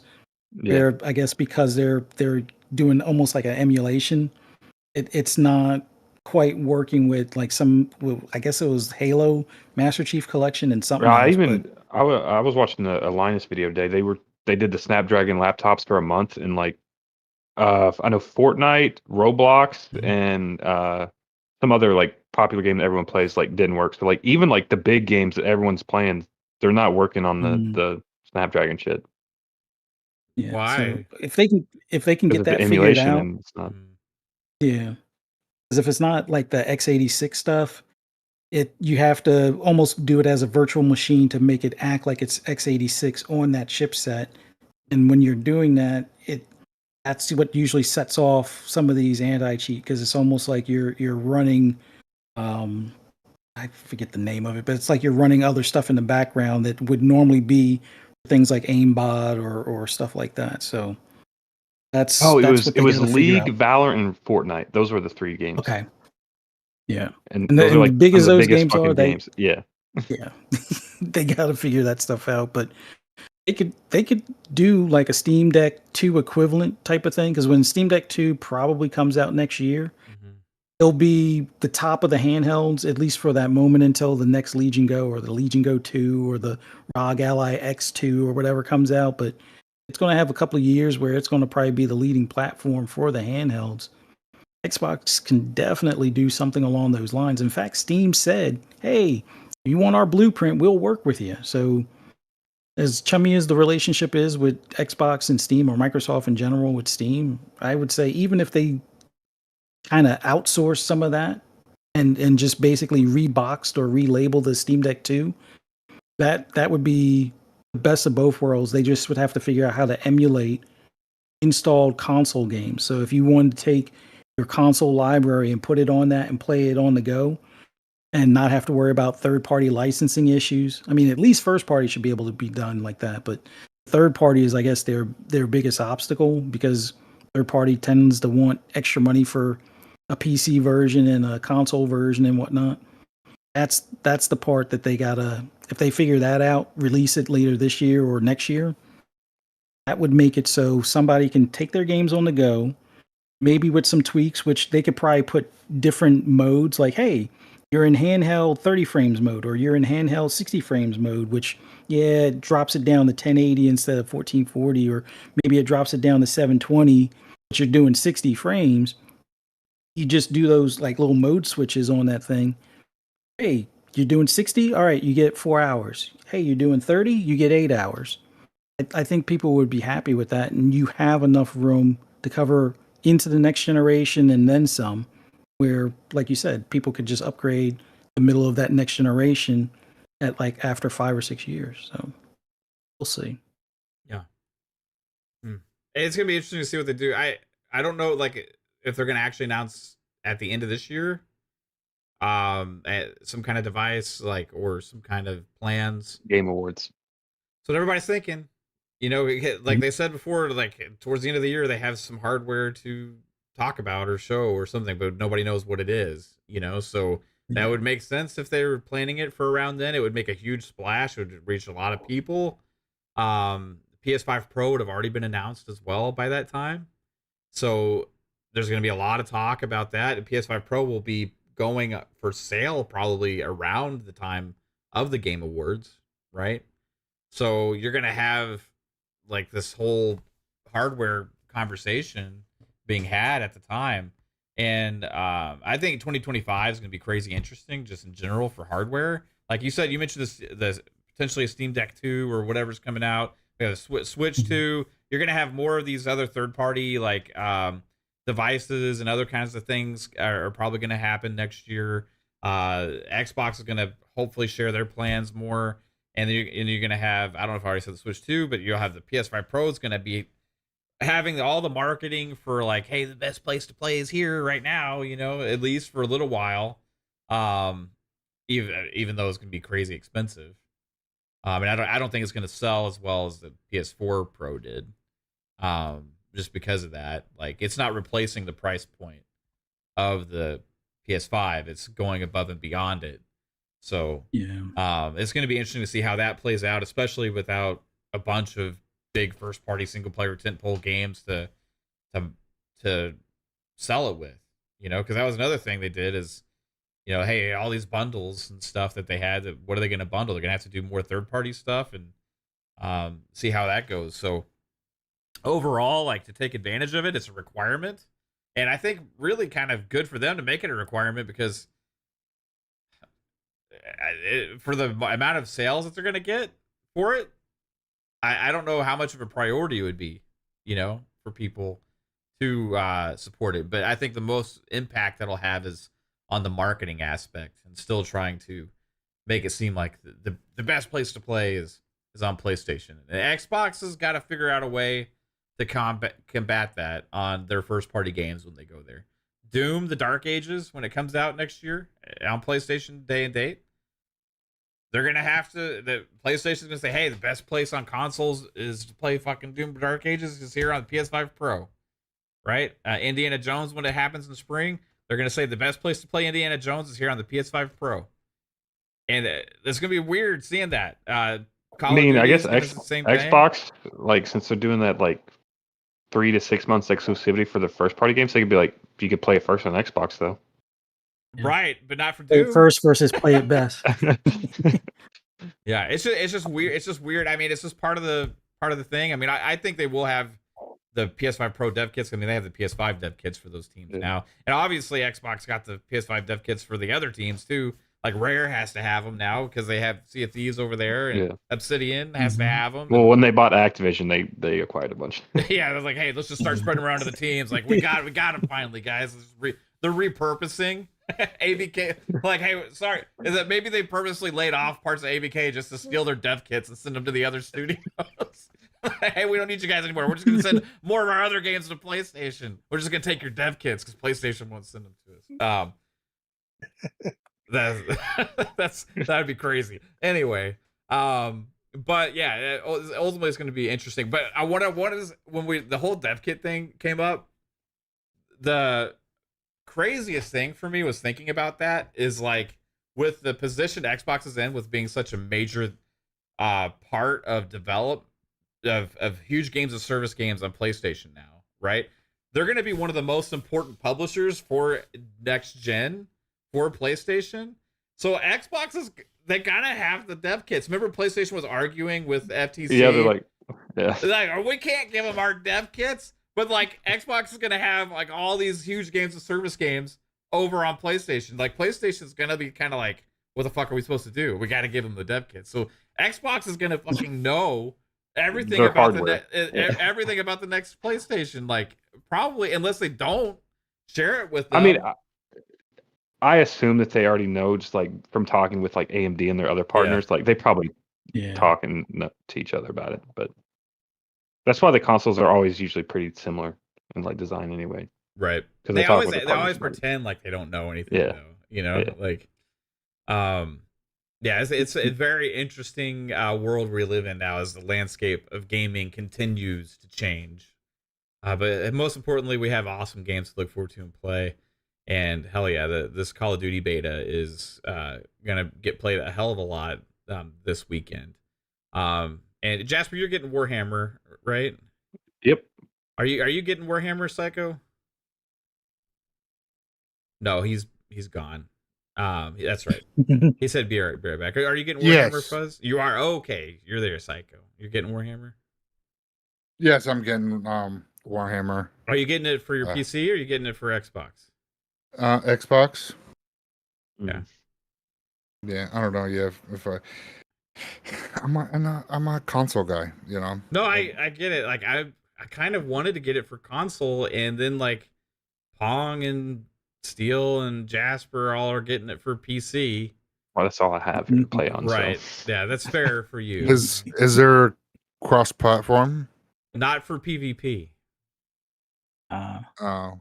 So that's what's like, oh man, like it kind of kills. You know, like a lot of community was always like, yeah, we want to like make sure PvP can't be between PC guys and console guys and that. And right now it kind of sucks for this game. Like they're like pulling the. I wonder if PC it's just for that console. mode though. Like, is it just like a special mode, or is that like that's just what their multiplayer is called? I'm not sure. It's what they it's what the guys said in the chat. Yeah, I mean in the DMs. So yeah. Like I was gonna get it on console, but now I'm thinking I gotta get it on PC. But then I found out it's only 3-player co-op. So is this gonna be another whole Remnant 2 situation? Like it's you know what I mean? I'm like, Well, that's just for the campaign. Like I'm sure, like we'll play the multiplayer because this actually has multiplayer. It's not like Remnant where. Yeah, but that's the thing. Is the PvP is where I would be locked out if I got the console from you guys, right? I mean, you'll have more free time with Pong and Steel than I will. Yeah. So I'll be the one that's left out. which is That's fine. true. Yeah, turn the tables on you, motherfucker, from Remnant 2. You guys were barreling through that shit, and at some point it's like, well, I'm struggling with it, and I'm like so far behind. It's just like forget about it, right? But like the Yeah. man, it's the 3-player stuff.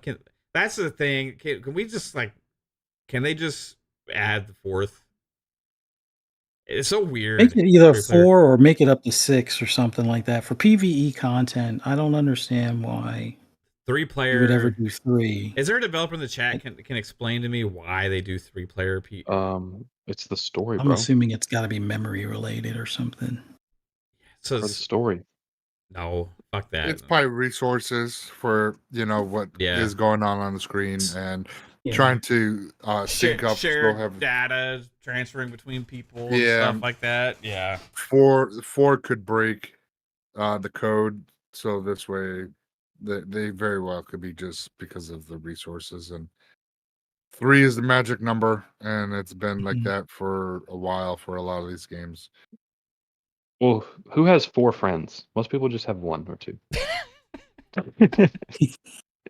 True, but well, I guess it all depends. Like, I know with some games, like Diablo was a perfect example where, yeah, it's 4 currently, but remember how they were saying the problem with the storage space was that the game takes a snapshot of everybody's storage at a given time. So, however many players are on the server is keeping track of everybody's storage wherever they go, where you should only really access that memory when you actually look at the storage for that individual player. But I don't know. I'm assuming that the 3 is probably where they've reached their maximum on however they did the storage, gear, and all that. Keep accountability of all that other stuff. But I wish games like I remember Division 1. Like, it's always been 4-player co-op on that. There was a glitch on the early days of Division 1 where you could get up to 20 players in a mission, and those were like some of the most fun times. I'm like, they should keep that. Just reduce the rewards. Just make it so it's like a fuck around type of thing. You just blast through it, have fun, and it all it is for fun, not for like grinding for gear or whatever. Which, some people are probably doing that, but if the game can actually handle multiple people in the PvE section beyond the normal 4 or whatever, then just let it happen. It's PvE. It's not like having a couple extra people is going to really break the experience or anything like that. Yeah, the amount of detail in the world of Division, like with Division 2, like even Division 2, like on these consoles now, still looks better than like a lot of these big time co-op games and stuff. And it's like, if they can do everything that they do with that, like how come the other games can't do 4 also? But it is what it is. It is what it is. I'm looking forward to it. It's gonna be a blast. And we got even more games coming. So everybody get ready. Everybody like get strapped in because it's gonna be a wild ride for the next couple months here. Yeah, I want to get your thoughts back to Call of Duty while I have you here, Jasper. Like the Gamescom stuff. Did you see like opening night live with the campaign footage and all that other stuff? I watched I didn't watch any of Gamescom really. I saw maybe 30 seconds of the Call of Duty trailer that they showed there, but I really haven't watched Gamescom stuff. Okay, they had a campaign trailer there. Yeah, I saw there was they were fighting in the hallway with a juggernaut, and that's all I saw really. What about the zombies reveal that they showed? Did you see that? Yeah, the one where they were breaking them out of prison or whatever. Yeah, I saw that one.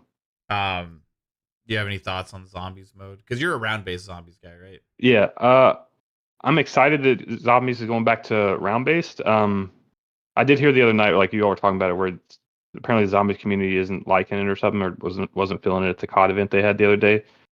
But I'm excited to give it a try at least. Right on. I mean, I don't know how much time I'll have to play, but yeah, we'll see. Lots of awesome stuff to play. Call of Duty is probably it's going to be the biggest game of the year, I think, like it usually is, and it's crazy that it's an Xbox thing now, But hopefully you guys in the chat, the community, like I said, I'll be streaming some Call of Duty this weekend, so hop in and watch some of those streams, or we'll have. I think there's room for 6, right, for matchmaking and stuff. So I will be able to get. I know me and Kate will be playing, and then whoever else wants to hop in and join us playing some games this weekend. But I'll try and let y'all know on Twitter or whatever before, so you can have a heads up. But that's gonna do it for the show tonight. It's Series S is doomed. Series S is to blame for everything. It's a potato. Even things that aren't true. So Fuzzy, thanks for being here, bro. As always, tell everybody where they can find you. As always, thank you for having me on. It was awesome being here on you guys, or being on here with you guys. Always awesome when we have Jasper back. Always awesome when we have Psycho join us, and with Pong joining us earlier on. Just love, shooting the shit with you guys pretty much and talking about these games. Real excited for Stalker 2. Real excited for just a ton of stuff, especially that what do you call them?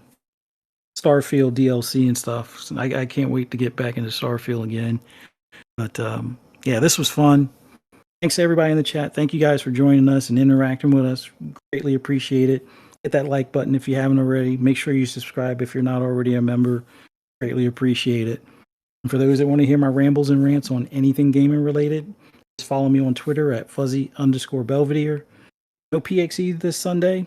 Like I said, 3 Bits on vacation. So not this Sunday, but following Sunday, you can find us again on at 8 p.m. Eastern Standard Time.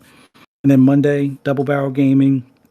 I know it's Labor Day, but I believe we're going to do a show because a lot of people probably, if they're not doing the cookout, like the last cookout of the year, if you want to listen to anything gaming related, just check us out. Xbox Lunch Break Special, 12 noon on Monday on Double Barrel Gaming with Mr. Boomstick XL. And then, are we doing an FSP later that night? We'll not do FSP on Monday. Yeah, because Labor Day. Okay. All right, cool. And then just be ready to join us right back here Friday night for Xbox Ultimate next week. Look forward to seeing you guys there. Right on, man. Thanks, Fuzz. Real quick, I wanted to, before I got to get to a couple super chats. Yeah. Did I get the Alvin one for $2 earlier? That about no. Alvin $2 super chat said Jasper's barracks were definitely next to the mess hall. Yeah. You enjoying the grub?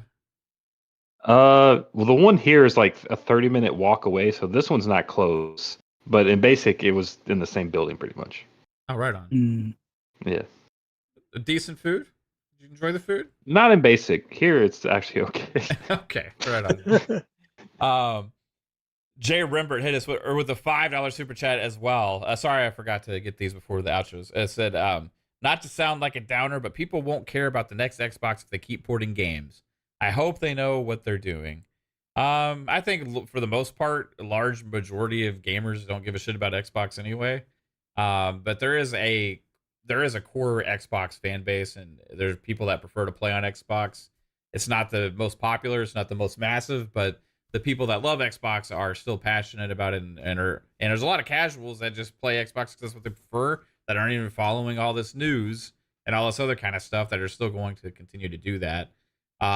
Ultimately, though, the games will be other places and continue to do that more and more. And it's something the Xbox fans are going to have to get used to, especially for the enthusiasts and stuff and the diehards. And a lot of people aren't going to like it, but it's going to be the reality, and you got to choose where you want to play.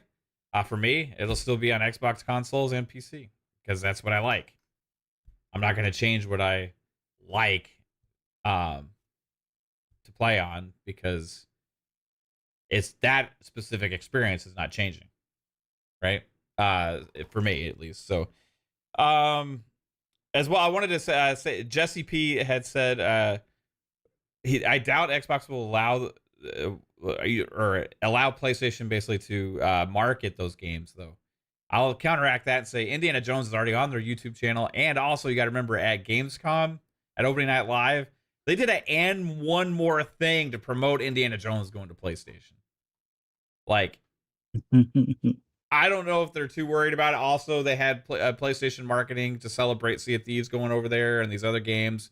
So like I think that's kind of you're gonna see PlayStation marketing for Xbox games too before their launch for sure. And then Spartan661 had hit us also with 5 more Fun Speculation gifted memberships. Spartan, you are absolutely amazing. You freaking rock and appreciate all the damn support. Crimpy with the $2 super chat says, how much for feet? Guarantee a lot more than $2. A lot more than $2, man. I appreciate it too. Last time it was like 17 cents. Well, that's because he tricked me because it was Brazilian money or something. Like it was like Brazilian. I'll give you this. It's a foot. All right. I appreciate the support, Crimpy, with the $2. And everybody here, thanks for watching all the shows. Psycho, can people find you, bro? Chat, thank you for coming out tonight. Sorry that I was late. Long day at work, selling out Xboxes. Still don't have. I have like one Xbox left, so it's kind of crazy. But hey, yeah. What ratio of Series S's to Series X's do you sell? You think? I'm totally sold out of Series S's. I can't keep them in stock at all. So people that can't find a Series S, they come back and they buy a Series X from us. But yeah, I sold this one lady 2 pre-owned Series S's, 2 expansion drives, 2 extra controllers, 2 headsets because our kids wanted to play college football. Well, those 2 pre-owned Series S's won't help Xbox towards their tally. They're Psycho. You're not doing Xbox any favors by selling the pre-owns there at GameStop. Come on, man. No, but we gotta help their MPGs. She was gonna drop it on new ones, but I had pre-owns in stock. They didn't. They're like, that's good. Either wait or so. She was like, let's do it. But the amount of money she spent on with the fucking expansion drives and the Series S's, she could have fucking got 2 new Series X's, but she didn't want that. I was like, okay. Literally, it's about the same price, but whatever. But yeah, find me everywhere, guys, on social media, Psychonauts8, and catch me. I'll be playing the beta. I just fired it up, so that's what I'll be doing tonight. And then tomorrow, we'll see what happens. I know I'm working, but we'll talk more about that later, guys. Right on, man.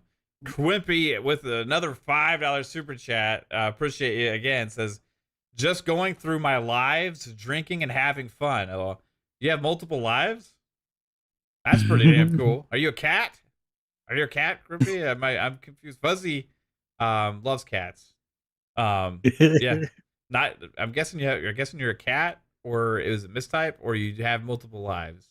But that's very interesting. I appreciate the support. And I hope you're having fun with your drinks. I want to know what you are drinking, so put that in the chat. Jasper joining us from Space Camp. Yep. And amazing. It looks different. It's crazy. I almost didn't recognize him. I can't bullshit with him and tease him as much as I used to because I'll probably get my ass kicked. But hey, Jasper, thanks for being here, man. It's awesome to actually see you here on cam and stuff too. Been a while.